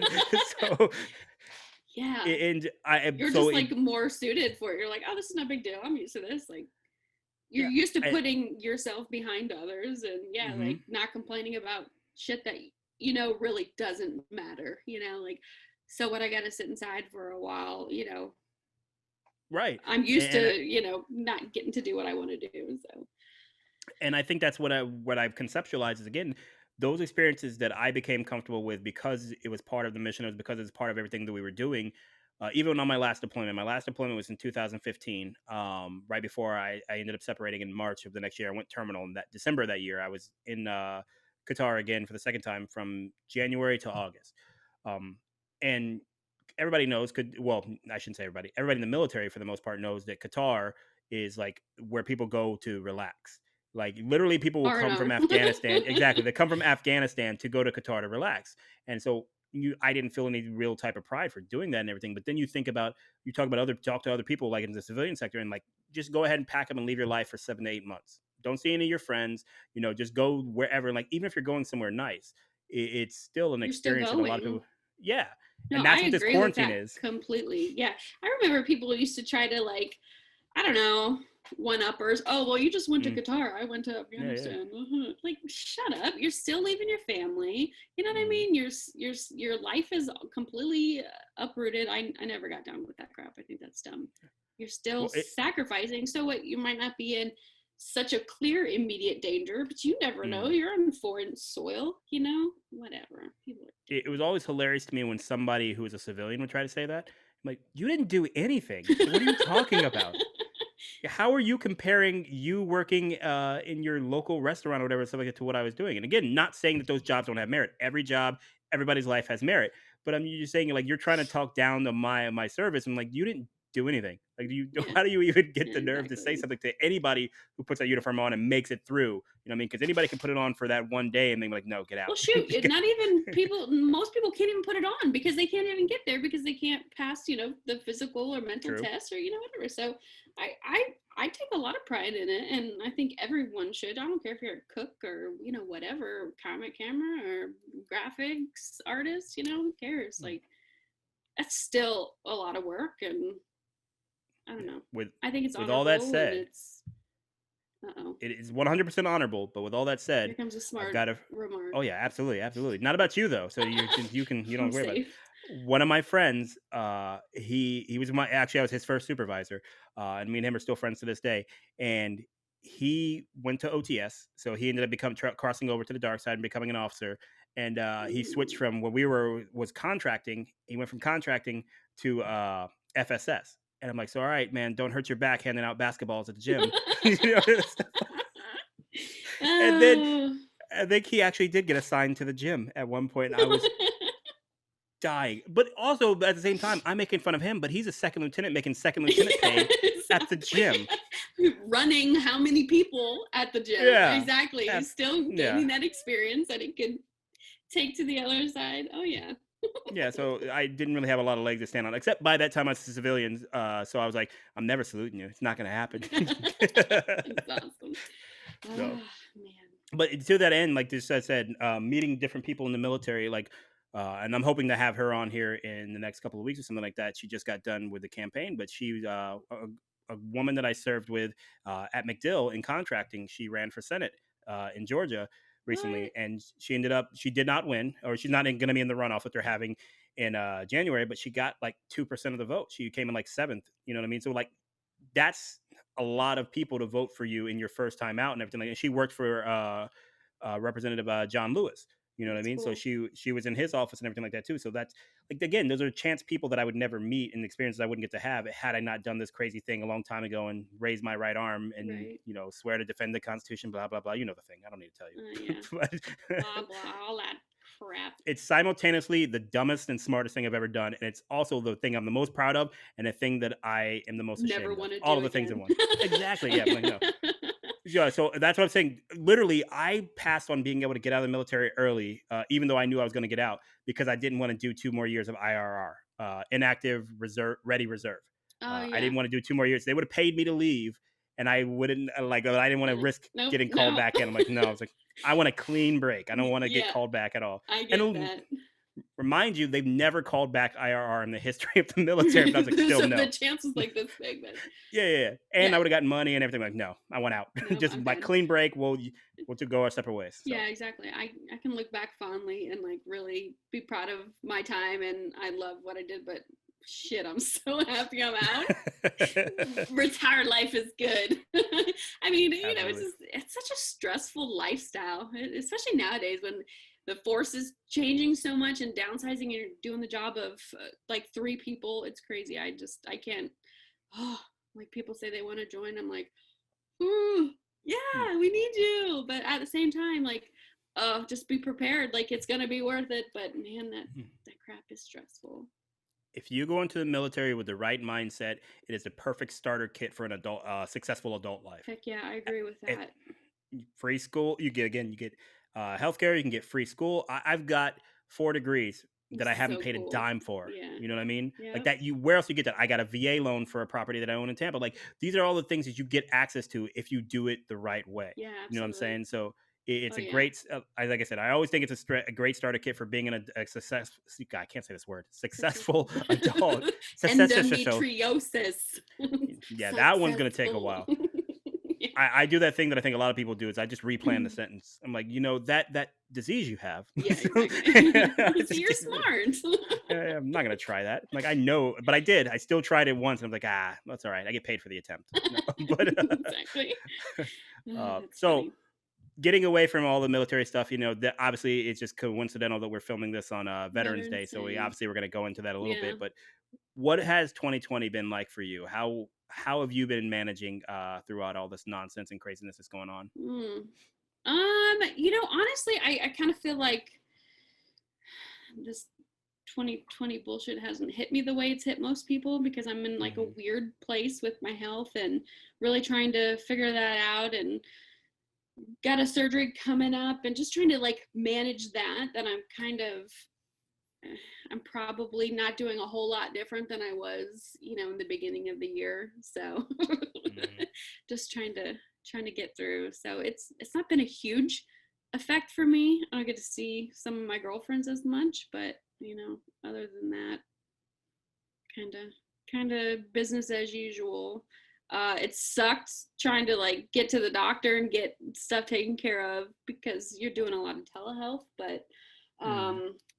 other than that, it's kind of been kind of been whatever for me. I mean, just personally, but effect of COVID and all that other stuff, I haven't really had any, you know, I'm a housewife, so I'm home and homemaker. My Clay hates when I say housewife. He's like, you're not a housewife, you're a homemaker. You make this home. It's like so sweet. Tries to butter me up. I prefer the terminology housewife to homemaker because you don't have any concrete on your hands. You ain't making any houses. What are you Hey, you talking better about? take that back. I work hard in this house. I swing Well, hammers. Yeah, no, I do. no one is not. Look, I am not saying that women or men, for that matter, who stay at home to take care of the house don't work hard. I'm just saying you're not building. When you say homemaker, I'm literally thinking of somebody laying foundation and like putting up bricks and stuff like that. I'm thinking of a Whatever. construction worker. So Whatever. like, you again, I know you're a busybody. You can't sit your ass still. So I know that you're working hard, even though you have minimal reasons to. If I was a Hey, I homemaker, have as you lots of say, reasons to. Okay, look, that's rude. I don't I think you have have reasons to. I have kids. I Mm, got dogs and cats I gotta take Stop it. care of. Stop it. A Stop all husband the I stuff gotta that's happening. support. Your husband is so low maintenance. You could put peanut butter on the counter and he'd be fine. Oh my god, he'd be so happy too. Yeah, It's so he'd be funny. Every fine. time I like make him a dinner, maybe it's something I haven't like made in a while or whatever, he's like, man, so Oh yeah, because good. that's what you texted. That was when you texted me last week or whatever. You said you had made pancetta again, Oh yeah. Yeah, but which is still the weirdest thing ever. Pancetta is a Filipino dish, and you were the first person who ever made it for me, and I became obsessed with it. And to the point that I didn't learn it was a Filipino dish until I deployed, and the Filipino lady offered to make me for it. I was like, wait, what? that's I was so so funny. You confused. know what's even weirder? The woman who taught me was my childhood best friend, her mom. They're Hmm. 100% Navajo. Her mom taught me that recipe. So for the longest time, I didn't know it was Filipino either. I thought it was Navajo or something. Like, so yeah, but Oh I've man. definitely perfected it. My food game is up. I think I was kind of like the dorm mom in the dorms because I was like always cooking and you guys would always come eat. What Even was better now. weird, and this is what's super funny, just going full circle again. You were the person who it was in the dorms was into like somewhat nicer things, and we all thought you were crazy for doing that. But we'd all go over there to Oh use your nicer thing. Remember, because like you had real plates. Like most of us had like the plates that came with the room and stuff. They're like these turquoise, I think, or something like that. Ridiculous little plastic things, no! Oh and yeah, you no, I bought sent real all that plates. away. I sent the furniture away. Like Yeah, I'm I yeah, couldn't wait to you had a real room, and like the rest of us, it was like this stuff was free. This is where we're gonna use. had We're my not Pier gonna One get. dishes. Yeah, exactly. That's what I'm saying. Yeah, you and like the forks and stuff. Because when you talk about the pancetta, I just remember the giant fork you had when we were trying to eat it and something like that. It was like a real Listen, fork. they were really well weighted. Like they Oh my sat in god, your that's the hand exact really thing. well. That's exactly what you said like 15 years ago, and it's still stupid. Because you, Oh, it's so uh, funny. Yeah, I often wonder like what happened in my childhood that's who I was. I mean, I did do a little bit of partying, but that's yeah. I wanted my adult life. I was really excited for that. But it's funny because now that's who I am. You know what I'm saying? Like now it's come full So now circle. That you're stuff. old and married. I'm not old and married. I like nicer things. So like if you look in the kitchen right now, my girlfriend for my birthday, she was like, "I know what I'm going to get you for your birthday," and I'm like, "Is it the food processor?" She's like, "Yeah, it's the food processor." I'm like, "Oh," I'm like, "Yes." So that's who I've become. That's So you cool. are 30. So how old are you? We were what? You were like you're 34. no, no, not now. I'm sorry. I mean, Oh, when we were in the dorms, you're like what, 20, 20? 21? Yeah. So you were a 35-year-old, 20-year-old, and now I'm finally coming around full circle, and I'm just like, I get it now. All that makes sense now. Back That's then, I so should have funny. been more aware for it. But Ah, yeah. Oh man, by the way, those the food times. processor is awesome. It's really great. What is it? What brand? uh, Cuisinart. Oh yeah. So have you ever seen America's Test Kitchen? No. Oh my God, If it's it is. television, I don't have cable or anything, so I Now you're rarely. sounding like the Riss Miller, which is not your name anymore, but the Riss Miller that I knew. Uh, but no, America's Test Kitchen is on YouTube. Well, at least I watch it on Oh, YouTube. cool. But what it is, it's literally they work for Cooks Magazine, I think, or whatever. But they take all these kitchen appliances, like cutting boards and anything else, and they just do these ridiculous Ooh. tests on them. And I'm Yeah. pretty sure they're in Boston because they constantly have people from MIT come over to test. Like literally, they had a robot from MIT on a cutting board cut like 10,000 times to see how the cutting board hold up. I'm like, That's I'm never gonna do that, but I'm fascinated by this. yeah, that sounds awesome. I'd watch that. Shoot. Yeah. I'll come because you've been over off. like I used to in the dorms. We used to binge Yeah. Friends, and we'll just sit there and watch cooking shows or the test kitchen shows. That's funny. Oh Uh, man, I absolutely love it. That my girlfriend's mom and I talk about this about all the time. I'll send literally. I bought her some. It's not Tupperware, but it's like plastic storage containers, anyways, because they got rated really well on America's Test Kitchen. Excuse me, America's Test Kitchen, and I like them. And then so I just sent her a pair. I'm like, you're gonna love these. I'm like, that's who I am now at 35 years old. It's I love it. ridiculous. It's stupid. I'm blaming quarantine. I'm blaming quarantine, even though I was like this Yeah, I was before gonna this say you're happened. probably like this before. 100% how it happened. But because I That's transitioned to hilarious. working from home last year, so now all my stuff is much more digital and like home Before based and COVID, you everything. did? Yeah. Oh So wow, so I didn't what? know that. Excuse me. So what happened is I got a job, and then a few months later, my girlfriend got into the PhD program here in Miami, and Nice. so I was like, I told my job, I was like, look, I want to keep this job, and I think I could do it remote, but I got to move to Miami, and they're like, yeah, fine, we'll switch you to remote, Ah, and so they switched me to remote, and then so I was already doing this before COVID, and then what pissed me off is when COVID happened, and this is a really stupid thing to be pissed about, but still, suddenly everybody's like, oh, we need cameras. I'm like, no, you don't. I've been working here for 7 months with no camera, didn't need to see any of your stupid faces, and was doing my job. Now that you have to go home, we have to get cameras. I'm like, no, no, I'm not getting it. I that's refuse to. funny. No, you still But don't have now, one? no, my new boss is making them send me one though, so I'm gonna There have you one here go. shortly. It's just stupid. It's dumb. I don't support that. It look for everybody You listening. gotta If go to you work in an meetings. And... office, you go to. I don't need to see you. I didn't need to see you when I was there. I certainly don't need to see you now that we're at home, so I can see. Oh, look at your stupid knickknacks on your wall behind you. It's dumb. I hate it. I hate it That's so so much. funny. And yeah, because now I gotta because again, you could see I Now you usually gotta take put on showers. clothes. Well, that part, no, I'm not working naked. That's ridiculous. But I'm talking about my beard because again, I'm bald now for the most part, and so I don't Now, have to do my hair. Yeah, hey, you know what? Screw yourself. All right. Well, this is over. I'm done with this nonsense. I didn't come here to see get you made fun later. of. I have that power. No, but no, like my beard. If I don't do anything with my beard when I wake up, it's just ridiculous. And now I have to do that. And like so, my new boss, he Oh, he was heaven telling me, forbid now you have to groom yourself. yes, that is the joy of working from home. I grew myself when I choose to, That's and true. at what time I choose I to, would not based probably around be meetings upset and stuff. too. There you go. But so my new boss, he called me once and he FaceTimed me. I'm like, what the hell is this? And I'm So like, oh god, awkward.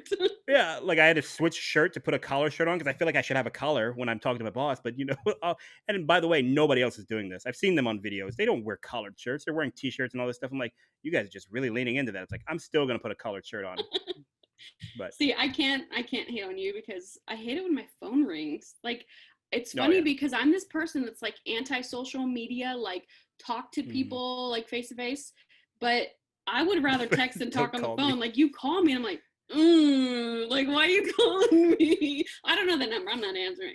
Like I don't know. It's weird. It's this weird thing. I want to talk to you. I want to talk to you face to face or text me or email me, but don't call me on the phone. It's a millennial thing, I guess. I guess That's what's technically we're millennials. We're well, elder. not technically. We are definitely millennials. We're You're not even elder we're millennials. elder millennials. Yes, we are. Aren't No, we? the No. elder millennials are like 3 years older than us. We're towards the upper end, granted, but yeah, people always forget that millennials are about to be 40. Like, stop talking about it So like we're the weird. ones doing TikTok. Oh, yeah, exactly. I don't That's know not anybody us. on TikTok. Well, you don't know anybody, period. So that's fine. That's true. And I don't know anybody on any social media right now because I'm not on social media. So I can't Well, act that like was. I'm with it at all. So I'm glad you rebrought that up because I wanted to mention that. I was like, so do you think that has formed any of the whether it be peace or panic, whatever it is, you don't typically get too panicked anyways, but um about this year.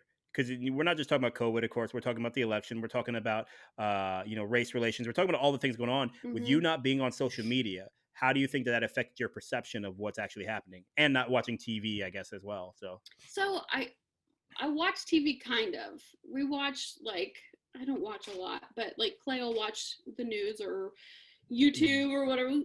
Joe Rogan, love Joe Rogan, but yeah, I don't watch a lot. I don't even like to read the news honestly. Before like last week, I really hadn't looked at the news in a really long time. I rely on Clay to like give me the snippets of the really important things that maybe I should need to know. Um, So you really are a housewife right now. Dude, it's so depressing. I hate the news. I don't trust it, number one. And Mhm. social media is stupid. It's fake life. And I don't want to be a part of that. Like, I don't know. I don't, if I really need to know about it, I imagine I'll know about it. Like, the world's on fire. I can see out my front door. I do get out of the house. I go places sometimes. I want to talk to people. You know what I mean? Like, I don't want to see people. I'm just waiting. I see it. Go ahead. You're doing it again. At 20, you were 35. Now you're 55. I love it. You're always ahead of the curve. It's No, great. I don't know. You're the lady in line who's still trying to write checks. You're I like, oh hate my that god, person. Would you hurry take. up? No, I am so impatient and I try so hard, but no, I couldn't be that person. No, I don't know. I think everything in life that and I'm not trying to act like I've gone through a whole bunch of stuff or whatever, but everything in life I've gone through is like, I don't give a crap about your social media feed and what you're gonna feed me on there, like your fake life. I don't want to know that. I want to know the real shit. I want to have real conversations. You know what I mean? Like, I just don't have time for that. I mean, I have time. I have plenty of time. But you know what I mean? Like, I want to fill my time with things that are valuable, and I just don't see the value in it anymore. It's negative. It's fake. It's just, I mean, I think there's good to it. I don't think it's all bad, but I don't think Mhm. we use it appropriately. You know what I mean? Talking about specifically social media, but I'd rather just like, I'm just trying to be intentional with my life and slow down. Like, I have like 15 good days of the month. That's all I get. So when those good days come around, like, I don't want to see everybody's complaining crap and all that. Like, if I've got a friend that's going through something and they need to talk to me, I'm here. But like, I don't want to, you know what I mean? I just don't want to see all the negativity. I don't know. Just trying to be like very aware of what I do with the good time that I do have, because sometimes it's like, I'm so thankful for this disease because I think I've kind of gotten to a place that I don't think I would have been for a really long time, because I was kind of so obsessed with kind of the mainstream like idea of like, you get married, you have the kids, you buy the house, you live happily ever after, keep up with the Joneses, all that type of stuff. And it's like, Mhm. now it's like, man, I am like flat, like dead to the world for like half of the month. I'm hurting. I'm in so much pain. I'm just like pain, depression. I'm just trying to get through. And then when that light comes out, kind of on the other side, I'm like, what am I going to do with this time? I don't have a lot of time. Like, I got to squeeze it all in, and I don't have time for that dumb stuff. It's like, I'm so thankful some days that, I kind of have that perspective. Like, the disease fucking sucks, but it gives me something that I don't think I would have kind of figured out until later in life, like what actually matters, I don't know. So the question I've been asking everybody when social media comes up, because I think it's, for me at least, it's an important one to look at. Is it social media or is it us? You know what I mean? Like, is it our fault? Is it the way that we use social media? Because you can use social media in certain, and I don't mean you specifically, I mean the greater, Yeah, us. yeah. Uh, is it the way that we all share things on there? Is the way that we treat it? We act like Facebook makes us do these things. No, it doesn't. Yes, it Facebook does. says you put. It Well, does, hold though. on. Two We're gonna get into sides. that. Okay. I know. I think you're talking about Yes. algorithms and things like that as well. But what I'm saying is, we choose what we put on Facebook. Yeah, We choose who we absolutely. follow and all those type of things or whatever. So at some point, Facebook feeds us what we're looking for. If you're going out Yes. there and you're following news on, say, Republican leaning things, Democratic leaning things, it's going to give you more of that. And same thing with YouTube and all these things. That Yep. I got something weird going on here, but anyways, they got I heard that's that. what all these algorithms do. Have you seen So, The and Social Dilemma on YouTube? not yet. Or not YouTube, Netflix, sorry.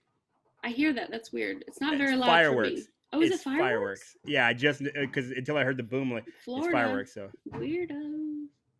Are you well, sure there's fireworks and not guns? really, you think I don't know the difference? I'm Come just on. kidding. Anyways, no, you need to watch The Social Dilemma. It's awesome. It No, is I saw my list. I've so heard a lot of good. people say But that. no, I do. I think it's both. I think it's like, yeah, the algorithms and all that, it kind of pushes us one way, but it's the dopamine. Like, it really is. It's the dopamine hits that we're getting from these things that kind of makes us these crazy fucking people, like, that do crazy things and say crazy things. I get some things. So I still have a Facebook account. I use it for marketplace, and I'm a part of my like VFW group or whatever. So I still have it. So I get my, you know how it does the memories. So I get memories of things, and like sometimes it'll show me things that I've posted, and I'm like, oh, cringy. Like I know where I was when I posted that, and what type of weird place I was, and I was really like kind of fishing, like like just making dumb posts about a dumb day, like a terrible day I had, and like, oh, I hate people or whatever, and that's it. Like, really? Like, what's the point of that to random people who don't really care? You know what I mean? Like, go have a conversation with somebody that you care about, that you respect their advice, and talk it out or something. You know what I mean? But just a post, like vague posting, and I mean, I know not everybody does that, and that's not all I'm talking about, but you know what I mean, kind of like that general, because it gives us that dopamine hit. Somebody likes it, somebody comments, you feel validated, whatever, blah blah blah. But I just think a lot of it is just kind of garbage.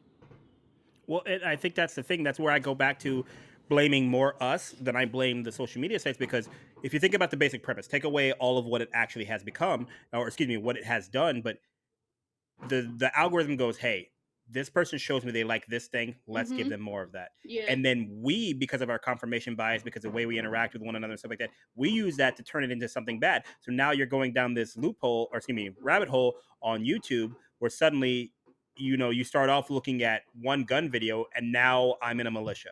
Yeah. That's happened to me recently, because I just went out and I purchased a new weapon, and I've started to look at things, just different Yeah. ways to fit it out and all this other stuff when I was doing research.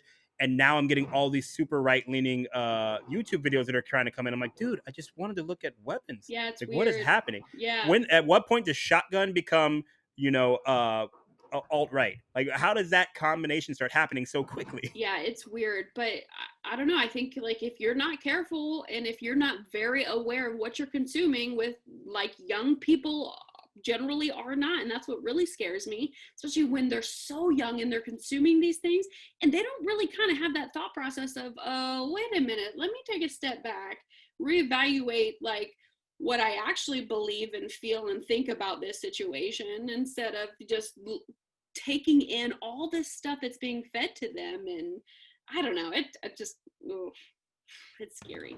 But I And I agree, it mentioned, is both sides. It absolutely is. You got to have that response, self like responsibility. But I'm telling you, watch Social Dilemma.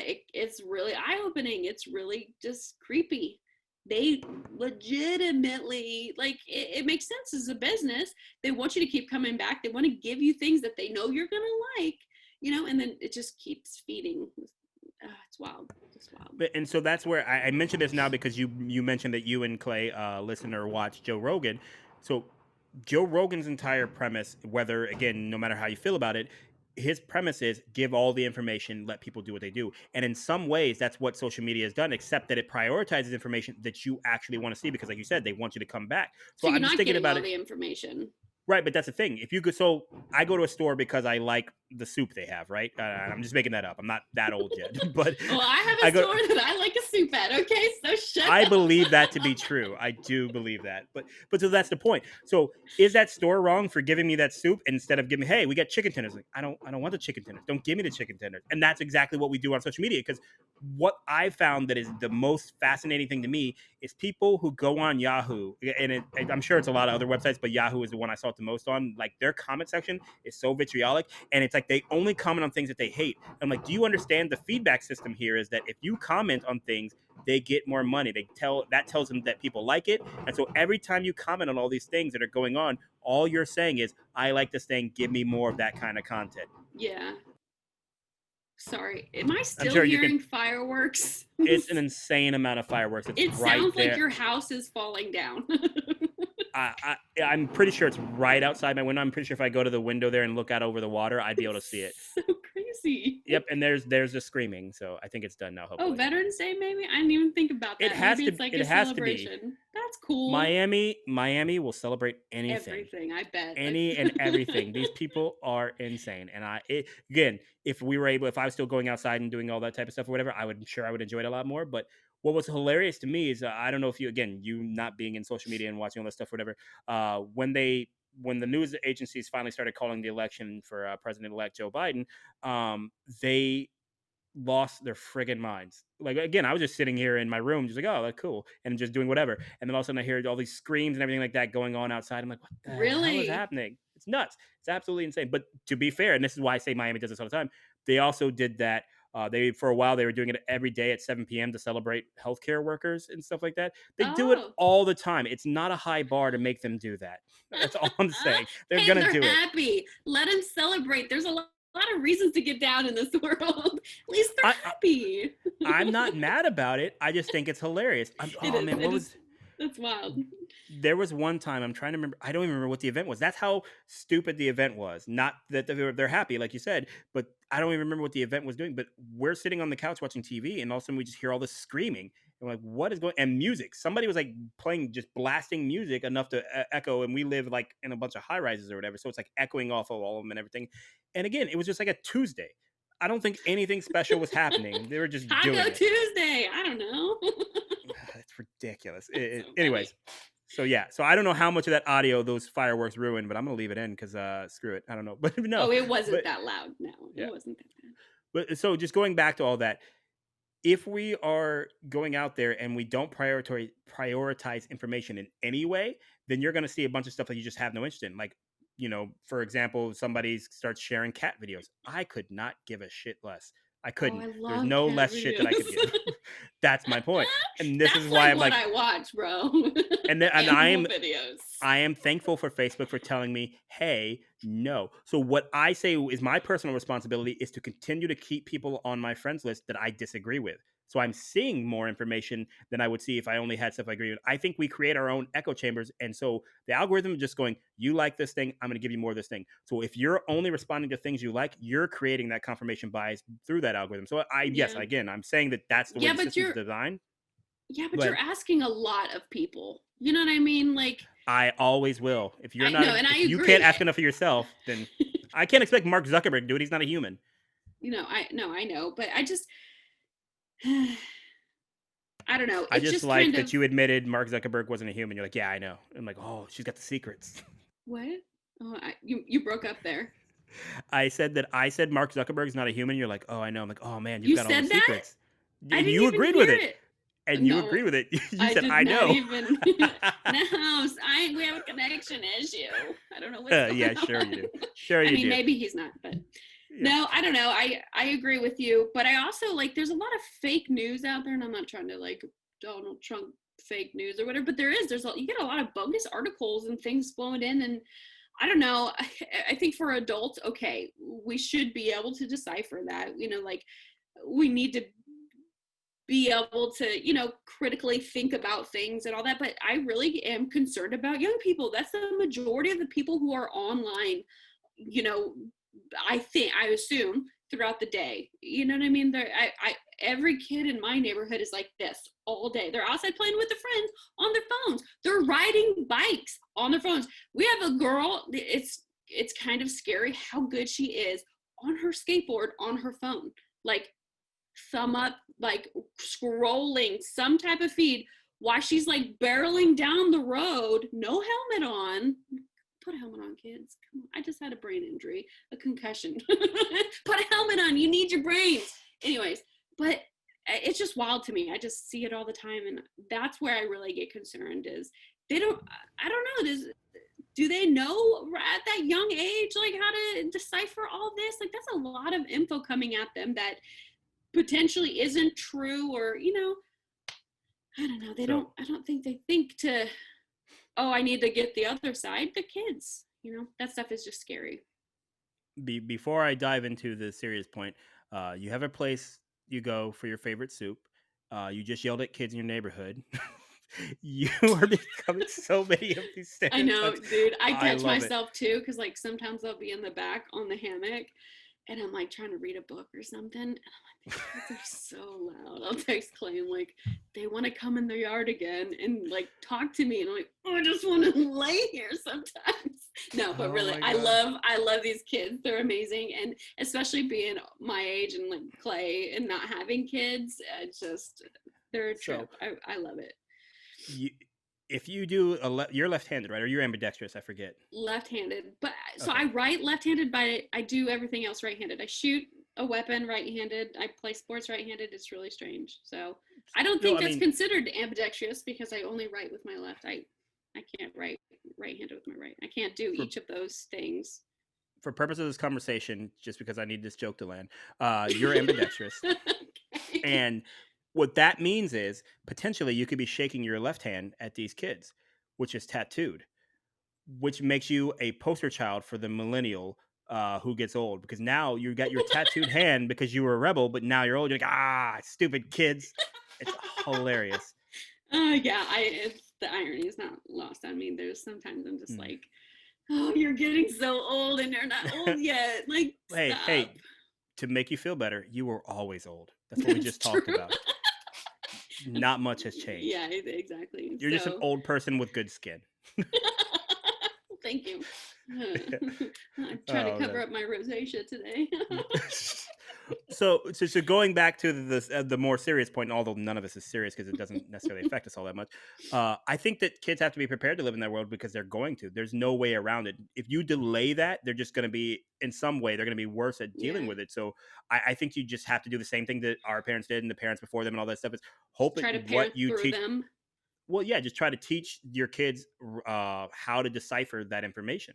You have Yeah, to teach them. It's like, hey, don't take things at face value. Make sure that you look into it a little bit further, and don't just because you agree with it think that it's gospel. Make yeah, sure that you look a little bit beyond that. And because here's what I'm saying. I don't think adults are doing that. So I'm not trying to hold kids accountable for they stuff that I aren't. know for a fact a lot of the adults that I know are not doing. I know that you didn't. And that's the number one thing I do whenever somebody posts almost anything, whether I agree with it or disagree with it. I'm like, let me go Google and look at a couple different sources of this Yeah, because that's fact check. yeah, but and that I just don't have time to do that for everything. So you try to ignore it. But realistically, if I have no knowledge of a product, like say I go to the store, right, and I'm buying something I've never bought before, 9 times out of 10, I'm going to buy whatever I've seen a commercial for because I Yeah, don't know anything about it.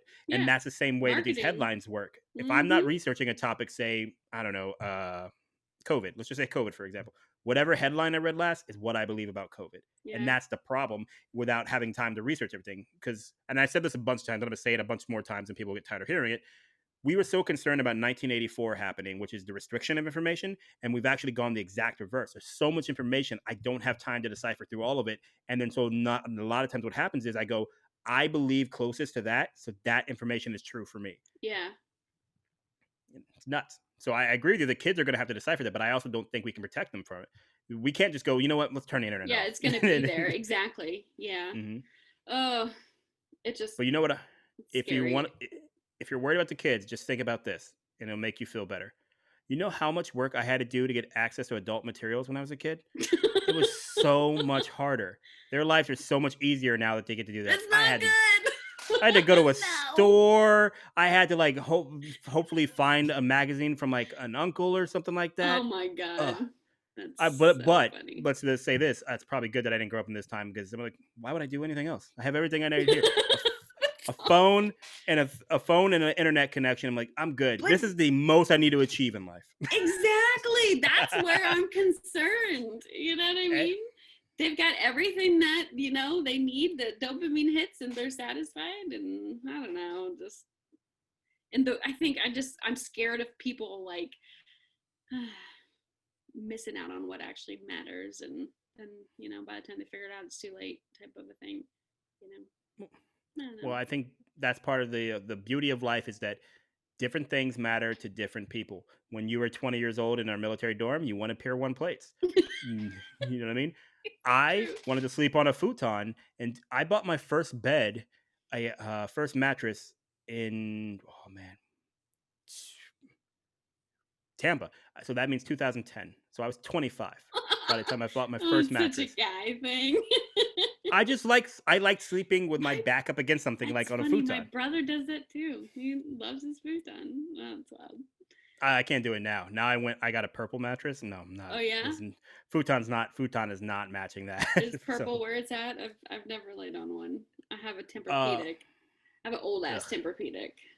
I can't do memory foam. I run too hot. Yeah, Memory it foam. As soon as I it lay in gets it, I'm really like, hot. ugh. Yeah. Yeah, Well, that's what the purple. So the purple. again, I always sound like an ad when I talk about the purple mattress. No, but it has like a, I think it's rubber. I don't know what material it is, or Yeah, it's whatever, like a but it's like a, silicone or something, right? yeah, like a grid system and stuff like that. So it allows air to go through it and stuff like that. So it breathes a lot better and it's a lot more comfortable than the memory foam. I don't like, and then the other ones I used to get were the like hybrid. So it technically is a hybrid mattress. But anyways, this is boring as shit. But long story short, purple mattress is We'll talk awesome. about See, look what this you're doing. and our Your kitchen oldness is gadgets spreading. later. Your oldness is I spreading. You can't are help it. infecting I'm me sorry. You through know the you're internet. just as old. Whatever. You're a super spreader. You're a super spreader of old nonsense. That's awesome. I'm a gamer. I still play video games.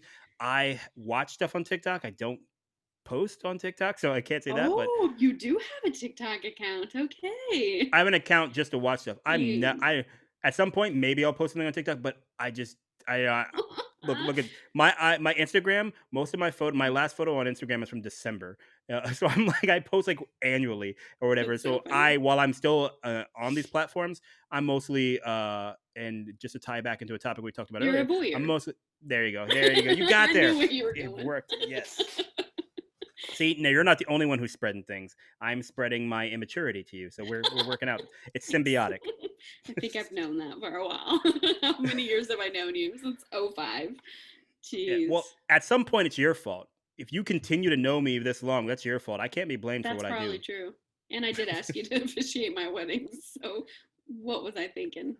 Oh, you know what you're thinking? I used that on my Tinder profile, and excuse me, not Tinder, but on my Bumble profile. My girlfriend saw that when Is we that met how on you Bumble. snagged her? Yeah. What? So Hell yeah. So that picture worked out props well. to me. No, there'll never be props for you. That's not how this Mm. works. So, but all right, I don't want to take up too much of your time. I know you got homes to make. So, Let me get my hammer. yeah. Oh my god, that was the worst miming of a hammer I've ever seen. Anyways, Clearly, I've thank you. never swung a hammer. I'm Why taking are my you sitting drum. on both hands? How many hammers do you have? What is Oh, happening? that's so funny. It's ridiculous. It's past my So, bedtime. It's 8 o'clock. oh god, it's not even a joke. I know it's I not. was in bed yesterday within the 8 o'clock hour. I'm not gonna lie, but I'm also up quite early, so Ugh. I'm old. God, I'm so old. All right. This is the beauty about America being a free country because your life disgusts me. That's okay. uh, anyway, so It thank you for disgusts coming me on too. here. Do good to end on a more serious note, though. Thank you for coming on here. I really do appreciate Absolutely. you sharing all your stories, and hopefully they help other people Yeah, with absolutely. your unpronounceable disease. And then obviously what happened to you in the military and things like that. I think it's important to share those stories because it lets other people know they're not alone. It also raises awareness for those type of things. So I'm very, very thankful that you're that open of a person who could do that, and that you saw. We talked about the episode with Tim where I cut that piece out because I hadn't talked to you about it, and I felt didn't want to bring that up for you and stuff. And then you just happened to text me, and then so we talked to you like you totally could have said that, and so we went through all that stuff and we get here. So I think everything happens in the way that it should, and it was Yeah, for pretty sure. cool. So Yeah. thank you. Thank you. I appreciate it. I love that you're doing this. You're doing a good job. Like Well, just thank you. talking and talking about the right things and asking the right questions. And I think it's important, especially in a day and age that there's a whole lot of noise out there and it's the right kind. So I Yeah. love it. I look to make noise in the best ways possible. So. Awesome. All right, I'll let you get to bed. So thank you very much for joining me. Thank you, Brandon. All right, take care. Bye. Thanks for checking out this episode of Starting Nowhere. If you like to listen to audio podcasts, make sure you check us out on iTunes and Spotify.